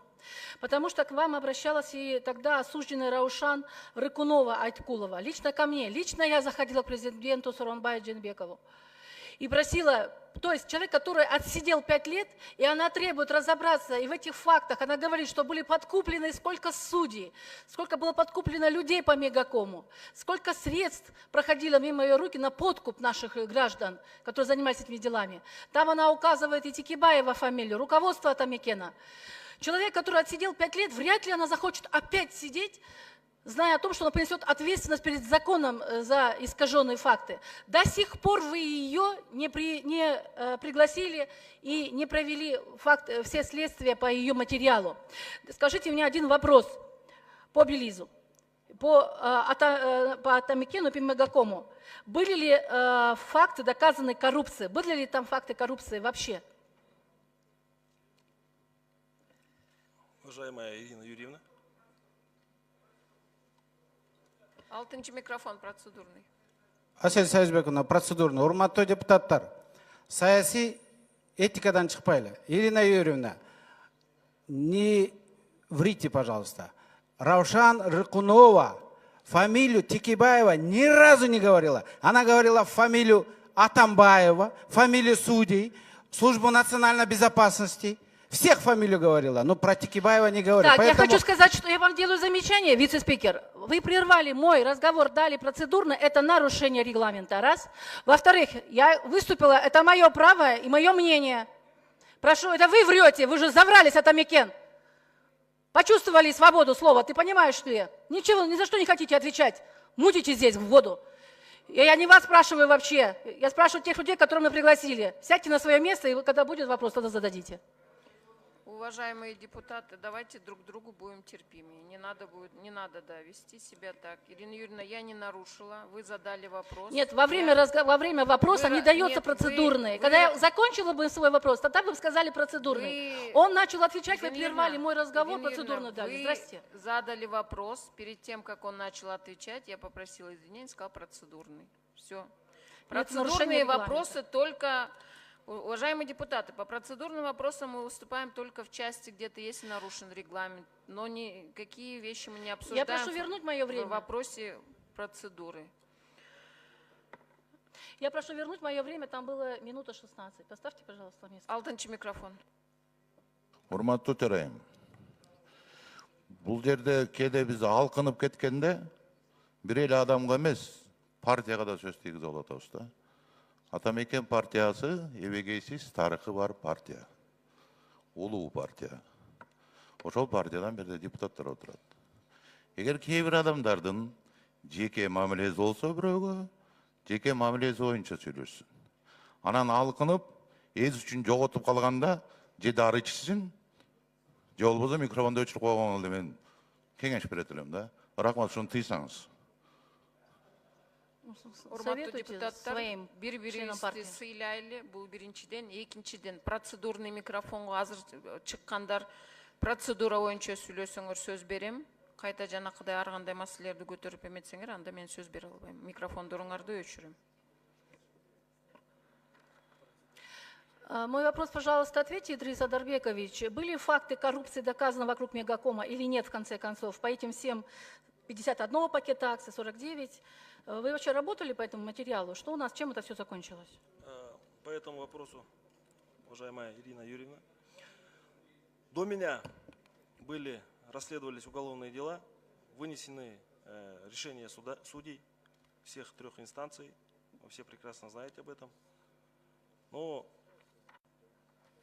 указанная вами Раушан Рыкунова обращалась с заявлением в наш адрес. Мы ее рассматриваем, и она находится в проверке. Идрис Адарбекович, это полгода назад было, все рассматриваете? Нет. Там же факт она явно указывает. Осталось только следствие провести принципиально, и все. Я еще раз хочу сказать, человек, который отсидел 5 лет, не видел своих детей маленьких, которые выросли без нее, она свободой рискует, что опять, если она соврет, она опять сядет. Почему вы не проверяете досконально тех людей, которые являются настоящими свидетелями всех махинаций по Мегакому? Почему тогда вот Абдрахманов, тоже Атамикен, он везде тоже заявлял, почему тогда его к следствию не привлекаете? Уважаемая Ирина Юрьевна, я не могу давать оценку решениям судебных инстанций. Ну, вопрос, в общем-то, я считаю, что принципиально не ведется. Опять я хочу отметить, что сменилось руководство страны, и поэтому сегодня наверняка бывшие владельцы сотового оператора попытаются восстановить свои права. Потому что на кону десятки миллионов долларов их личного интереса. Поэтому сегодня, я думаю, возобновлена все. Он секунд кош пергли. Ну, он секунд, я только хотела бы уточнить по Кулматову. Почему до сих пор всем даете свидание с женой, ему не даете? Почему до сих пор не указано, по каким делам вы его задерживаете? То есть какие обвинения предъявлены? Можете объяснить? Ирина Юрьевна, никаких каких-либо ограничений к арестанту Кулматову не было. Каждый день я по просьбе представителей Центра по пыткам, аппарата омбудсмена, с депутатского корпуса никому никаких ограничений не бывает, тем более, если члены семей просят, мы никому ограничений не делаем. Это лишь связано с возможным проведением следственных мероприятий, но каких-либо ограничений ни к Кулматову, ни к другим каких-либо таких моментов не имеется. Я вам ответственно заявляю. Рахмат. Кейинки сөз депутат Жамалдинов Зиядин Исламовичке берилет. Рахмат. Мен суроом Улуттук коопсуздук комитетинин төрагасына да. Айтсаңыз, сиз аз жана айтып кеттиңиз, Улуттук коопсуздук комитетине андай Белизден келген документ келип түшкөн жок деп. Туурабы? Ооба, урматтуу Зиядин Исламович, ошондой. Анда Расмий түрдө келген документ жок. Анда болсо, анда башкы прокурордун орун басарына. Анда сиз айтып атасыз, башкы прокуратурага коопсуздук комитетинен келип иш козголду деп, туурабы? Жок, мен тактап коеюн, иш козголгон жок. Наоборот, кылмыш ишин козгоодон баш тартылды дедим мен. Жок, качан баш тартылды? Иш козголду. Мен кайталап коеюн дагы бир жолу. Биз текшерүүнүн жыйынты боюнча үстүбүздө жылдын 31-июлунда биз кылмыш ишин козгоодон баш тарттык. Жок, башкы прокурорго келгенби, келген эмес документтер? Ошо башкы прокуратурага келген материалдын негизинде текшерүү жүрүп атат. Ошонун негизинде текшерүү жүрүп, ошонун жыйынтыгы менен мен дагы жолу кайталап коеюн, кылмыш ишин козгоодон баш тартылып, кечээ күнү 18 сентябрда ошол биз кабыл алган токтом кайра жокко чыгарылды. Азыр кошумча тергөө жүргүзүлүп жатат. Ошол кошумча тергөөнүн жыйынтыгы менен жаңы юридикалык баа берилет. Мейли, анда менде мындай суроо пайда болуп атат. Ал кайдан келди ал сиздерге ошо документтер, материалдар? Сиздер караган материалдар? Бизгеби? Ооба. Ал материал бизге ГКМдан келген. Улуттук коопсуздук комитети айтып атпайбы, бизге түшкөн жок ал материал депчи? Мен бир тактап коеюн, бул копиялары, оригинал эмес, копиялары келген. Зиядин Исламович, биз жанагы кызматтык иликтөө өткөргөнбүз, ошол материалды дагы кошулган, ошол материалдарда. Биз жибергенбиз аны, ал жайында болгон быйыл. Ошол материалдарда бар. Туура, эми мындай ой пайда болуп атат да. Чындыгында Сегизбаев ушул 2016 жылы келип ушул жерден улуу трибунадан туруп, мына келди деп бизге көрсөтүп могу жерденчи. Бул жерде тышкы иштер министрлиги да отурат, мисалга. Башкы прокурор келип ушул жерден айтып кетишкен да мына. Биз мунун аягына чейин чыгарабыз депчи. Анан ошентип кеткен киши, мисалы, бир эле Сегизбаев ал иш менен аректенбесе керек. Ага кандайдыр ошол Улуттук коопсуздук комитетинен иштеген кызматкерлер да гана бул жака иштесе керек деп ойлойм да менчи. Жардам бергендер жок дегенде. Ошолордон бар ошондой кишилерден Улуттук коопсуздук комитетине бүгүнкү күндө. Териштирүү жүргүзсөңөр. Урматтуу сотрудниктер. Зиядин Исламович,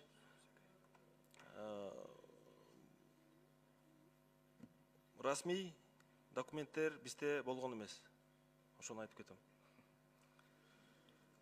Эми айттым го, мурдагы төрага келип бул жерде бар деп кетти. Мында силер келип азыр жок деп атасыңар. Эми чыныгында айтканда бизде эле азыр кимге ишенгенди да билбей калдык да мындайчы. Рухсатпы? Зиядин Исламович, мен баяндамамды мындай жакшы уксаңар, мен токтолуп кеттим элем. Биякта сиздин берген суроолорго жооп бар, бүт суроолоруңарга жооп бар. Бирок мен айтып атам, УКМК өз убагында ушул материалдын үстүнө гриф совсекретно койгон. Азыр мен жанагы сырды ачпай туруп, мен үстүртөн көөр моменттерге токтолуп кеттим. А бирок сиздин суроого жооп бериш үчүн анда мамлекеттик сырды ачыш керек. Анда УКМК ошол совсекретнаны алса, биз сизге айтып беребиз бүт сурооңузга, бул суроого да, башка суроого да жооп беребиз. Азыр снимать этсе, азыр жооп беребиз. Жок, анда биз анда суроо ала албасак, мен бул жерден суроо берип атабыз дейм да андачы. Биякта урматтуу Зиядин Исламович, биякта урматтуу араңарда урматтуу генералдар отурат, урматтуу укук коргоо органдарында иштеген мурунку кызматкерлер отурат. Алар режим секретность дегенди, совсекретно дегенди жакшы түшүнүшөт. Биз азыр мыйзам чегинде биз жооп бере албайбыз андай суроолорго. Мен үстүртөдөн айтып кеттим. Түшүнүктүү, анда ошону албайлыбы анда биринчи кезекте? Мен өзім баяндамамды айтып кеткем. Егер де азыр алса, гриф секретінен, мен сізге бүт сұрағыңызға аз жооп берем. Аз даярмын жооп бергенге. Жоқ, ошону ким алат анда? Ошо документтин аткаруучу мыйзам чегинде, мыйзам негизинде аткаруучу исполнитель өзү коет ошол грифти и ошол ала алат. Болбосо комиссионна чечсе болот бул маселени. Анда менде сунуш бар да, азыр жөндөн жөн эгерде эчтеке чече албасак, биринчи ошону алып койбойлу онда. Гриф секретин алып туруп анан сүйлөшпөйлү онда кич. Ошо туура болот да. Комиссия түзүп карашыбыз керек. Андан эми чындыгын айткандачы эми мына улуттук коопсуздук комитетинин төрагасы 10 секунд кошуп бергиле. Силер мындай бийликке жакпаган кишилерге ушундай иштерди, ыплас иштер жасагандан туура эмес да. Бул силер үчүн бул сабак болуш керек. Өткөндөгү ошол Сегизбаевдин кылган иштери боюнчачы.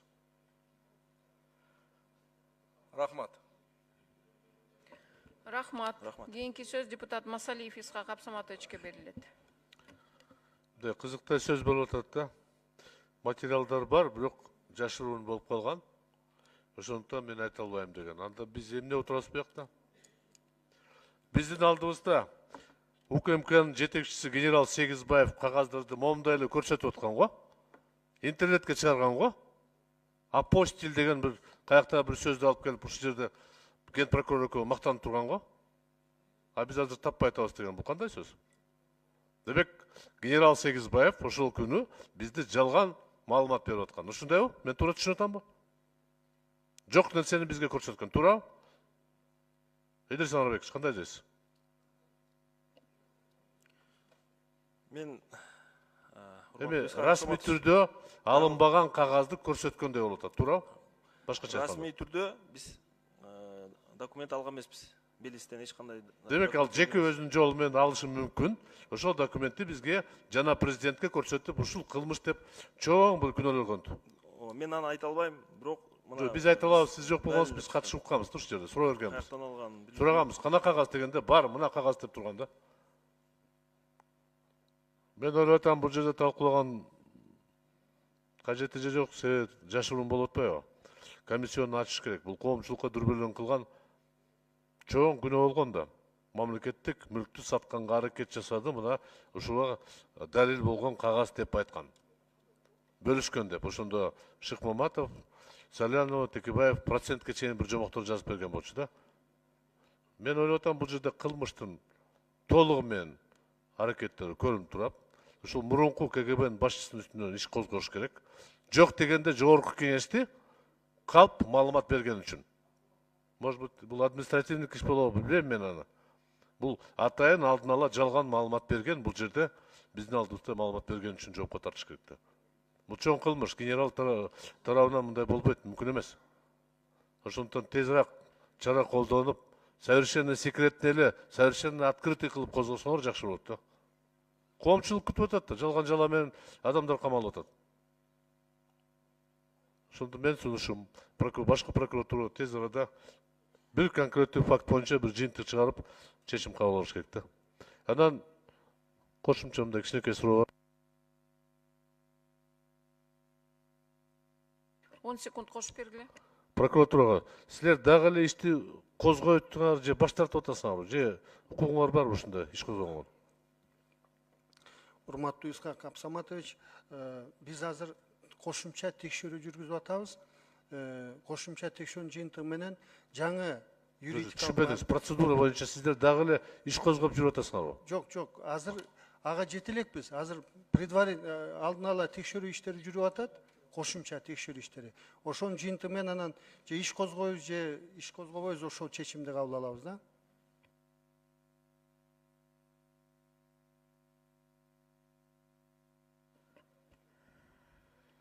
Процедурный экинчи микрофон.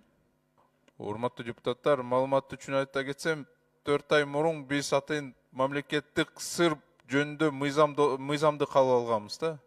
Аны депутаттар чындыгында алып келишкен ошол мыйзамды. УКМК жазган.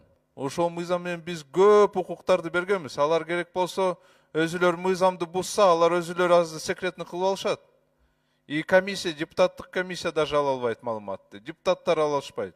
Ошондуктан мен ойлойм, өзгөртүүлөр ошол мыйзамга кириш керек. Ушундай керек болсо, аларга керек болгондо алар КТРга жалган маалыматты сразу таратышат.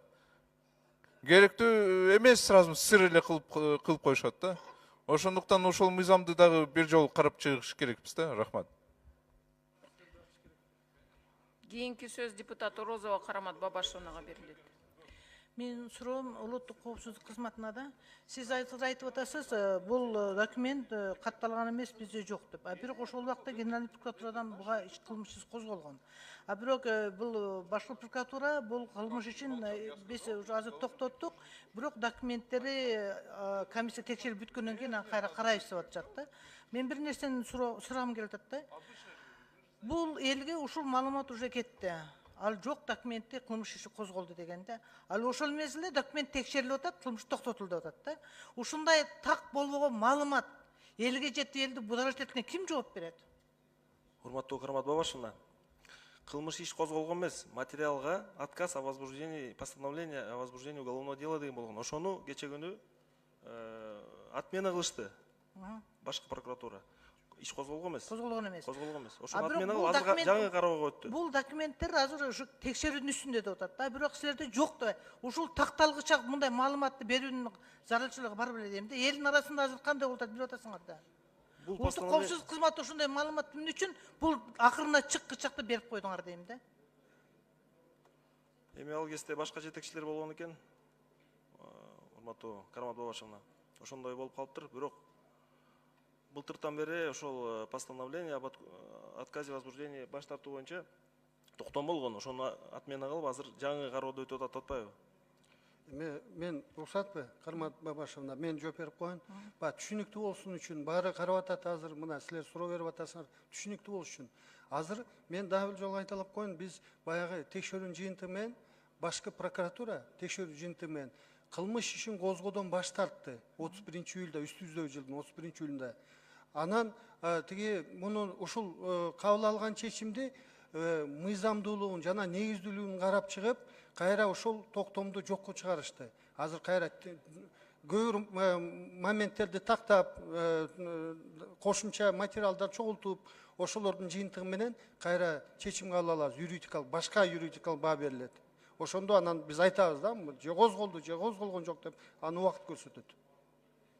Жок, мен суроого жооп ала албай атам да. Эгерде сиздер ошону тактап бүткүчөк деле ал документ жок деп элге ушундай кеткениге ким жооп берет дейм да. Элдерде азыр ар кандай пикир пайда болуп калды да.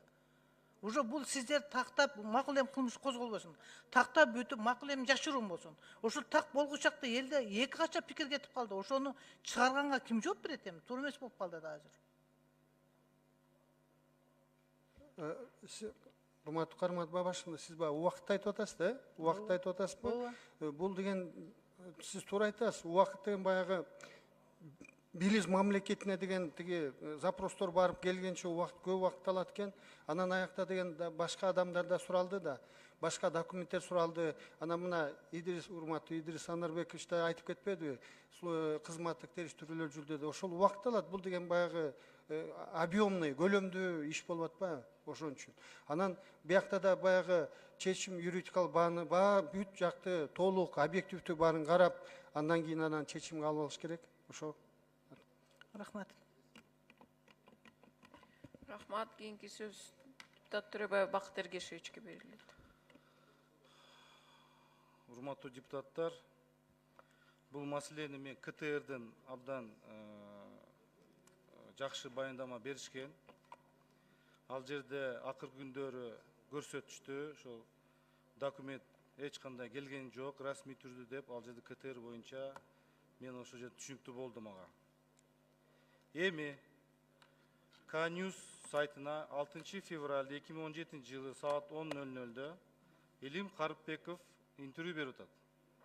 С целью узнать, действительно ли были выданы документы, представленные председателем ГКНБ А. Сегизбаевым в Джоркинеш, наши сотрудники сделали запрос в Белиз Откуда пришел ответ с подтверждением выдачи указанных документов от юридической компании?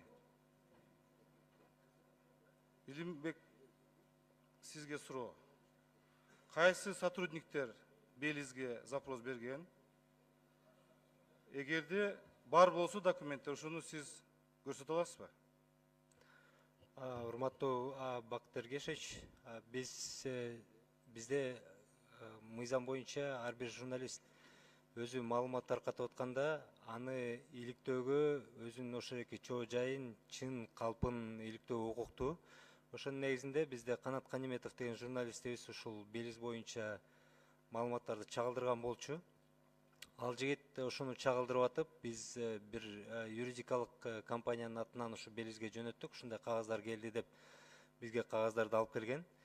Мен ошол кагаздарды алганда эле расмий түрдө аны биз ГКМБга бүт оригиналдарын кагазды расмий түрдө бергенбиз. Бул бизде катталган. Толугу менен ГКМБга жөнөтүп, Абдил Кеңешке жөнөтүп, ошол катта биз көрсөткөнбүз. Урматтуу ГКМБнын төрагасы ушундай маалыматты журналисттик иликтөөнүн негизинде ушундай кагаздар келиптир. Ушул кагаздарды дагы алып укуктук баа бериңиздерди суранабыз деп берген болчубуз. Ал документтердин оригиналдары берилген, бирок копиялары бизде сакталып калган КТРде. Ошону бергенбиз. КТР өзү юридикалык жактан эч кандай запрос жөнөткөн эмес. Мен эч кандай жеке өзүм дагы запрос жөнөткөн эмесмин. Сизге суроо ГКМБнын жетекчисине. Ушул документтер сиздерге берилиптирби ошо?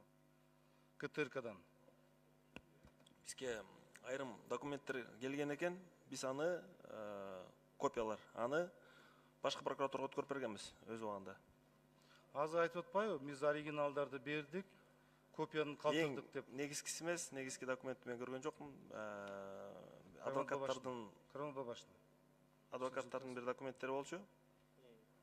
Адвокаттардын бекитилген документтери болчу, бирок негизги документтерди мен көргөн жокмун. Мындай косвенный документтер.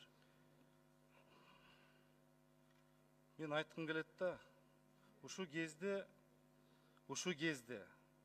далил катары КТРден, мына далил катары болду деп абдан катуу берилген ушул маалыматтар. Азыркы акыркы күндөрү далилинбей калды, расмий түрдө келген жок деп абдан жакшы сүрөттөр берип атасың. Эми уят да, ичинде акыйкат болуш керек да. Мен Генеральный прокуратурадан мындай сунуш катары. Ошол боюнча баары жок иликтөө жасагыла. Ошол журналисттер берип атат, азыр оригиналды бердик деп атат, копиясын калтырдык деп атышат. Сиздерге Генеральный прокуратурага бердик деп атышат. Бул жерде кичине келишпестиктер болуп атат сөздө. Ошого сиздер иликтөө жасап, укуктук бааны бергиле. Кандай баа бересиңер мен билбейм, бирок ийне жибине чейин. Анткени мына биз илгери депутат боло электе матрешка гейт деген угуп жүргөнбүз. Ошондо дагы уят болгон. Эми болду да, токтото элек да бул уят нерсени. Бул биз мындай мамлекеттик орган туура, таза. 10 секунд кошуп бергиле. Ошондуктан мен сиздерден суранат элем, Генеральный прокуратура. Сиздер азыр мыйзамдуулукту надзор жасайсыңар мыйзамдын баарын. Ушуну иликтеп, бааны бергиле. Рахмат. Рахмат. Кийинки сөз депутат Токтошев Эмиль Токтакуновичке берилет. Рахмат, Асел Сажбековна. Бул баштынан эле шоу экени бизге маалым болгон. Бул кандайдыр бир күчтөрдүн саясий оппоненттеринен өч алуу, каралоо негизинде ойлонуп табылганы баштан маалым болгон. Себеби документтер так болгон эмес. Бул жөнүндө бирөөлөрдү чакыртып эле каралоо ойлоп табылган нерсе. Идрис Анарбекович, биз сизди профессионал катары тааныйбыз. Сиз тажрыйбалуу адиссиз, биз сизди туура таандадык, ишиңизди жакшы алып барасыз. Мына кече Азаттыкта мурунку төрага Сегизбаев кайра маек берди, документ келген УКМКнын кызматтары жалган айтып атат деп. Бул кандай түшүнсө болот? Бул жерде иш жүргүзгөндө сиз айттыңыз, кагаз келген эмес, катталган эмес деп. Ал өзүн иштегенби? Жагын өзүнүн иш жүзү болгом, же кандай түшүнүш болуп калды элге дагы? Оюңузду айтып койсоңуз. Урматтуу Эмил Токтоконович, биз кызматтык иликтөө жүргүзгөндө экс төрага, УКМКнын төрагасы Сегизбаев түшүнүк жазып берген. Бул ыкчам булактардан алынган маалымат болчу деп.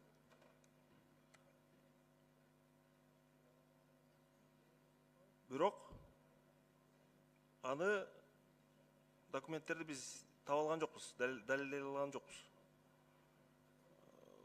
Мыйзам чегинде каяктан чыккан белгисиз болуп атат.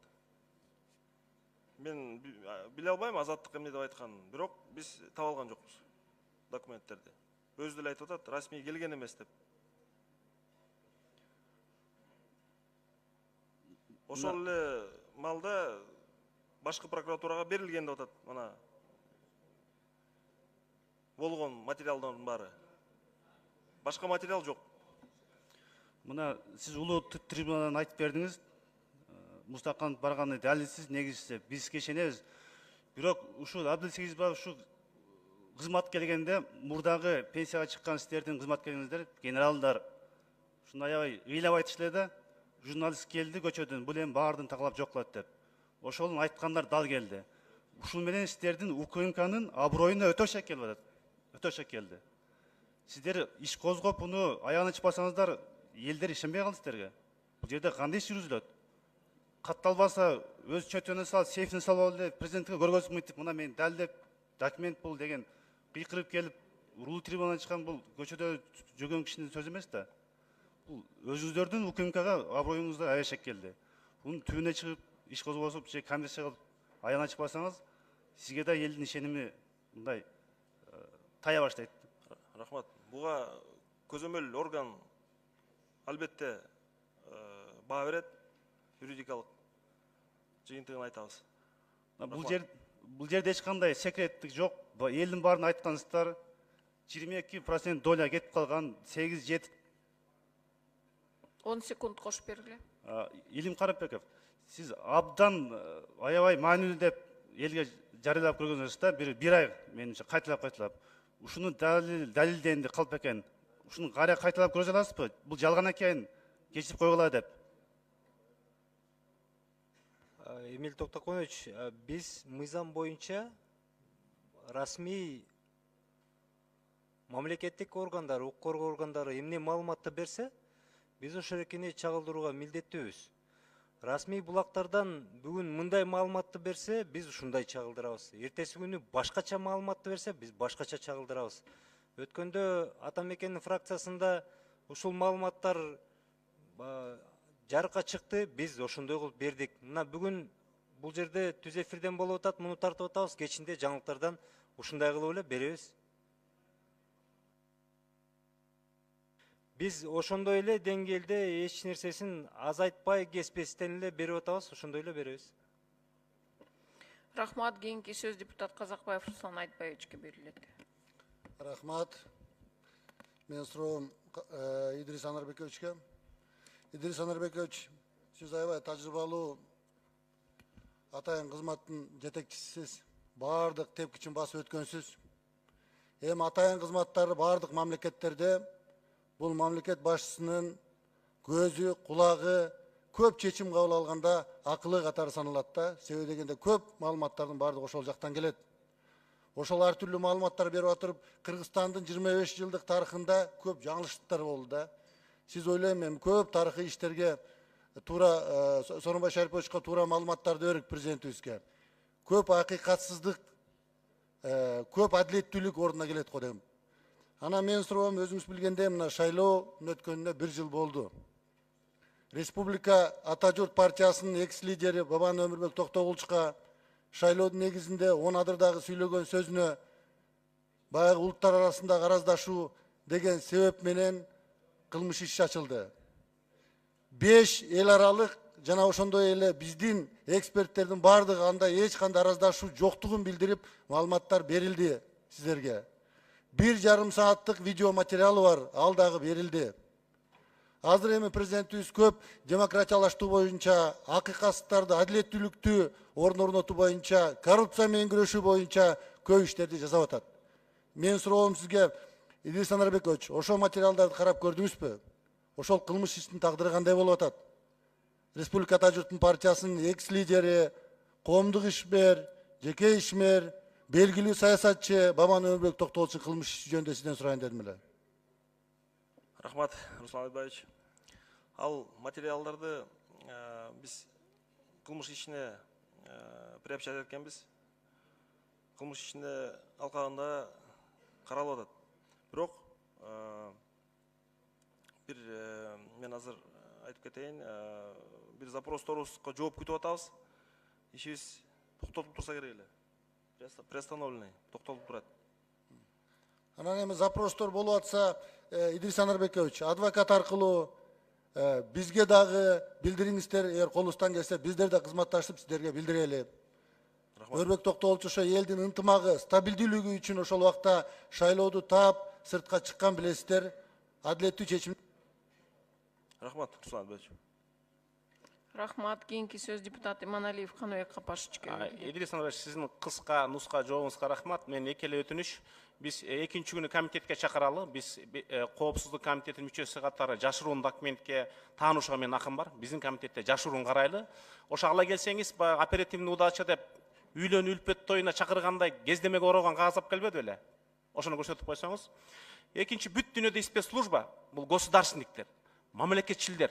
Сиз ушундай булганч ишке аралаштырбасаңыз улуттук коопсуздук комитетинин адамдарын. Биз оппозиция болсок, мурунку президентке оппозиция элек. Биз мамлекетке оппозиция болгон жокпуз. Биз конституцияга оппозиция болгон жокпуз. Менин суроом генералдык прокуратуранын орун басарына, андай болсо кылмыш кодексинде 3 статья турат. Биринчиден, жанагы документ фальсификация болот. Туурабы? Ошону жасаган кишиге иш козгош керек да. 305 статья. Экинчи, алар такталбаган маалыматты президентке, парламентке, бүт кыргыз элине жарыялагандай акысы бар беле? Бул кызматтык ыйгарым укуктарын акча чабууго 305 статья. Анан кийин кызматтык абалдан кыянаттык бар 304 статья. 3 статья даяр турат. Силер далилденбеген Саляновага, Шыкмаматовго, Текебаевга иш козгодуңар. Жыйынтык эмне болду? Бүт кыргыз элине жаманатты кылдыңар. Медициналык заключение койсо, үчөтүң жүрөгү оорулуу. Бир адамга жамандаса, жүрөгүң ооруйт. 6 миллион адамга жамандаганда чыдап көр. Ушуга экинчи генералдык прокурордун орун басары биз өткөндө тапшырма бердик эле, берки саясий заключенныйлар боюнча. Талгарбеков, Бектур Асанов, Калматов, Сарыгулов боюнча эмне болуп атат? Анан Илим мырза, эми басма сөз жөнүндө мыйзамга ылайык, сиз Шыкмаматовго, Саляновго, Текебаевга эфир беришиңиз керек.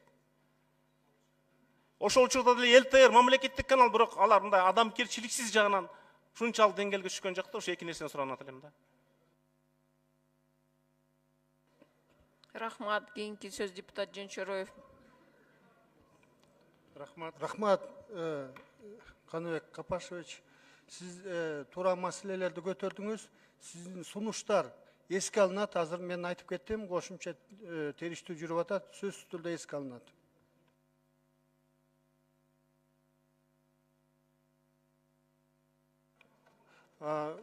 Урматтуу Каныбек Капашев, сиз айттыңыз, тиги биринчи башкы прокурордун биринчи орун басарына кат жөнөттүк деп.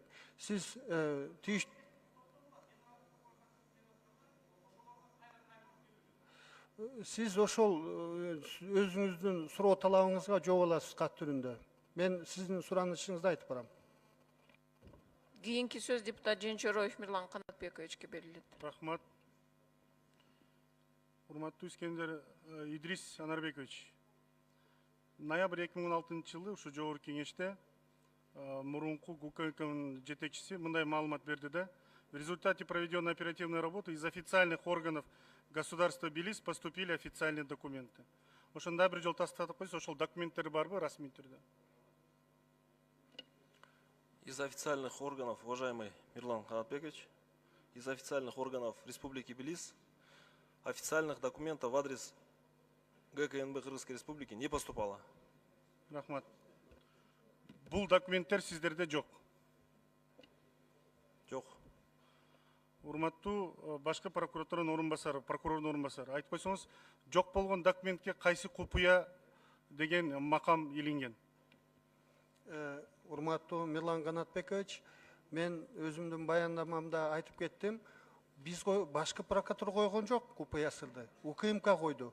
Эгерде УКМК ошол гриф секретинен алса, биз даярбыз башынан аягына чейин жооп бергенге. Жок, мен маселе башкада. Сиз билесиз да, 2013 Конституция кабыл алгандан кийин об отдельных полномочиях прокуратуры деген мыйзам кабыл алган. Ал жерде ОРДны көзөмөлдөп турган сиздердин укугуңуздар бар. Ошол ОРД туура туруп баратабы же туура эместигин сиздер баа кое аласыздар да? Сиз туура айтасыз, баа кое аласыз, бирок мен азыр башка жөндө сөз болуп атат. Азыр сиз жооп сурап атпайсызбы? Мен айтып атам, бул материалга гриф совершенно секретно коюлган үчүн мен көп суроолорго жооп бере албай атам. Эгерде УКМК ошол софт секретно деген грифти алса материалдан, мен сиздин бардык сурооңузга жооп берүүгө даярмын.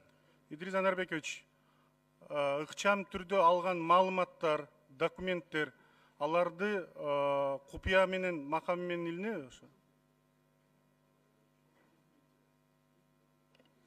Кайра кайталап койсоңуз.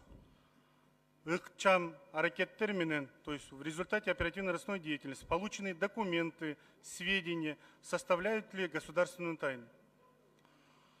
Урматтуу Мирлан Канатбекович, эми мазмунуна жараша баары боло албайт го, но мазмунуна жараша ар бир моментти өзүнчө караш керек. Негизи эгерде бул ишке мамлекеттик купуя деген грифти койду деп азыр прокуратура айтат, купуя бардыр да жанында. Мамлекеттик кызыкчылык деген маселелер болот. Эми көп да маселелер. Убакыт аз, мен бир маселе айтайын. Урматтуу башкы прокуратура. Ушелде биз парламентте угуп отуруп, биз да күнөөлүүбүз. Белизгейт бул биринчи ласточка болчу. Оппозицияны, жа коомчулукту басмырлоого, жа төгүн айтууга биринчи иш башталган Белизгейт. Адан кийин Юпигейт, адан кийин Талгарбеков, Бектурасановдун иштери, жасалма иштери. Анан кийин мына шайлоо убагында Канат Исаев, Бабановдун үстүнө жазалмалуу иштер башталган. Бул мына ыкма болуп калган. Бир жактан жазып, легализацияны YouTube'га ыргытып, YouTube'дан КТРге чыгарып, анан кийин бир жасалма иштер козголуп баштаган. Эң артынан ондай жыйынтыктар чыгып атат.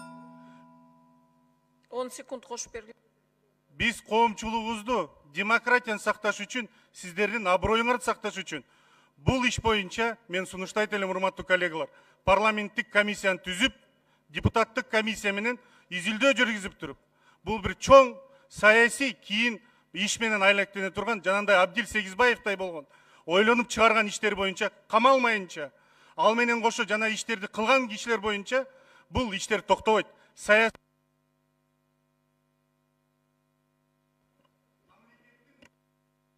Микрофон берип коюңузчу, оюн бүтүрүп. Мамлекеттин укугу менен, мамлекеттин кызматы менен, абалы менен колдонуп алып туруп, бир саясий кызыкчылык, өзүнүн кызыкчылыгынын негизинде козгогон иштер болгон. Мына Белизгейт түздөн түз айтып турат. Мына сиз айттыңыз, мына кылмыш жаза кодексинде 326-берине турат. Фальсификация доказательств деп турат. Ошо кылмыш ишине атайын алып барып туруп жазган иштер. Адан кийинки иштер да коомчулук ишенбей турат андай иштерге.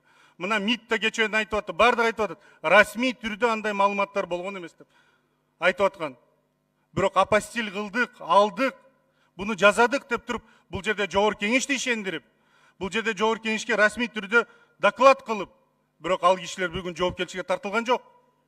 Ошолор демократияны коркунучка алып келип туруп, айтып атат, мен митингтерди токтоттум. Жок, коомго коркунуч алып келип, коомдо жалпы мына страх алып келип, саясатчылар сүйлөй албай, саясатчылар өздөрүнүн башын коргойм деп туруп, эч ким сүйлөбөй калган.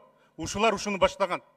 Ошон үчүн урматтуу депутаттар парламенттик комиссияны түзүп, бунун аягына чейин жетип, саясий баа берип, саясий баадан тышкары башкы прокуратурага юридикалык баа берип туруп, ушундай кишилер жөнүндө биз маселени козгошубуз керек. Ошондо мына демократиялык, тең атаандаштуулук болот ошондо.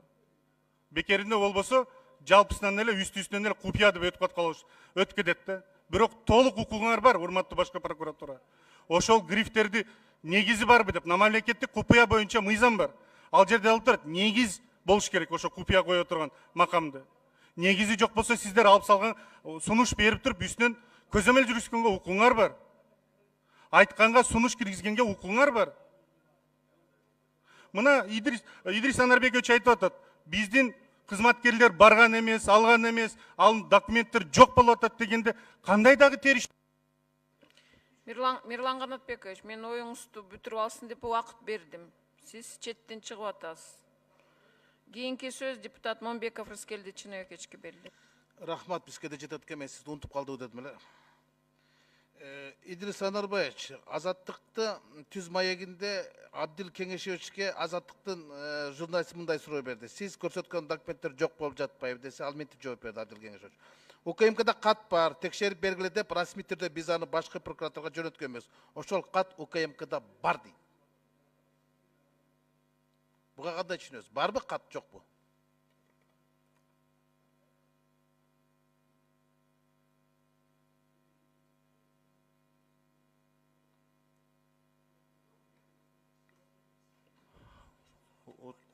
Урматтуу Рыскелди Чыныбекович. Каттар кеткен, жооп жок. Кат бар демек. Абдил Сегизбаев туура эле айтып атат да, кат бар. Жок, Белиске кеткен каттар бар. Жок, жообу жок дейм. Башкы прокуратурага кат кеткен дейт. Материалдардын баары башкы прокуратурага берилген? Демек, башкы прокуратуранын анда айткандары туура экен. Копиялар. Да. Анан жана биздин кызматтык иликтөөнүн материалдары, ошолор болуп атат. Элдин башы эмес, биздин депутаттардын башы айланып калды. Сиздин жанагы Бакыт Мусраиловден айтып атпайбы, УКМКда документ жок деди. Башкы прокуратуранын өкүлү айтып атат, УКМКдан бизге келген гриф секреттен бар деп атат. Эгер кат жок болсо, гриф секреттен кайка койду? Бар да кат. Мен тактап коеюнбу? Мен түшүндүм сизди. Сиз айтып атасыз, гриф секреттен бар, мен оозум чынжырлап койгон, замокты ачса эле ачып берем деп атасыз, туурабы? Мындай да, урматтуу депутаттар, биз бүгүн бекерлер чакырдык буларды, эчтеке маалымат ала албайбыз. Гриф секретте турса эмне кылабыз? Убактылуу комиссия эмес, балекет комиссия түзгөндө бербейт булар бизге. Ачылбайт бул иш. Жөн эле өзүбүз элдин алдында шоу кылып атабыз да. Белизгейт боюнча маселе болгонбу, болбогонбу, аны жанагы апостилде келген кагаздарды экспертиза жокко чыгарса, сот аны тактаса, аныктаса, анан кийин Абдилди мага десеңер атып салла, асып салла. Анан жөн эле азыр кылмыш ишин козгош керек. Илим Майрамбекович мага мынча убакыт бергиле, КТРдин мынча сүйлөштү. Эмне негизде сүйлөйт? Аны сот милдеттендирди. Анан азыр өзүбүз менен сот болот атпайсызбы? Чынын айтыш керек, Мегакомго эмне үчүн кызыккан, бүгүн кызыккан жок. Мегакомдун ичинде 60 миллион доллар акча бар болчу. Мурунку өкмөт башчылардын бардыгы ошого кызыккан. Ошону алып кетебиз деп көздөрүн кызартып өлүшкөн. 2 жыл мурун өкмөткө киргизип жиберген 60 миллион долларды Атамбаев. Ошондо бери эч ким унчукпай калды. Бирок уйдун ичинде 2 музоосу бар болчу да. Биз Мегакомду сатарда, ой бул кысыр эчтеке жок дегенбиз. Аны аборт жасатып алдырып салдык, азыр эч ким унчукпай калды. Бирок кызыкчылыктар болгон да. 60 миллион долларды алганга өкмөт башчылардын баардыгы көздөр кызарып өлгөн да. Аны эмне айт?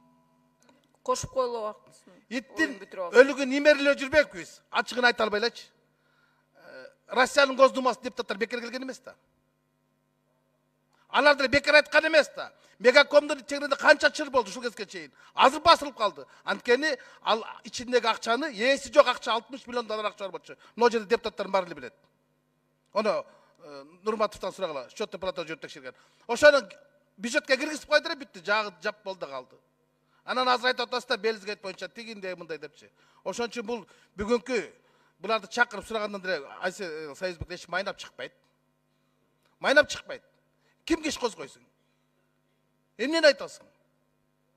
Ким күнөөлүү, ким күнөөлүү эмес. Ал деле Абдил Кеңештин берде турганда айткан, шек бар деген. Шек бар деген. Бирок биз ала албай койдук деп адыл айтып атат. Ал буларга таандык үлүшү бар экенин айткан жок да. Аракет болгон деп атат ал. Ошо аракет кылган деп айтып койгон үчүн деле ошону анан кийин кылмышын козгош керек, саясий куугунтук кылган деле бүгүн эртеден бери пиар кылып атпайсыңарбы? Мына Акаев менен Бакиевдин онда саясий куугунтук болгон жок беле? Ата журттун депутаттардын жарымысын кабап салган. Айда Салянова. Алардын бирөө айткан эмес, саясий куугунтук болду деп. Репрессия болду деп. Бүгүн тууралуу айтасыз да репрессия деп. Репрессия качан кайсы токто болгон жакшылап билип алсаңар, анан кийин акыркы 3 жылда эле репрессия болду. Атамбаев бардыгын асып камап салды дебей. Бүгүнкү болуп аткан нерселердин баардыгын эртең айтат да, бүгүнкү репрессия дейт да. Ошон үчүн бир аз мындай элдин башты айландырбай, такыраак маалымат айтып, шоо кылбасак да, рахмат. Рахмат. Кийинки сөз депутат Рыспаев Кожобек Жайчыбековичке берилет. Рахмат. Ой, кечирип коңуз. Саат 4 болду. Биз саат 4:15 улантайлыбы? Анда добушка коем, танаписке чыкпай эле уланта берели. Добушка коем, добуш бериңиздер.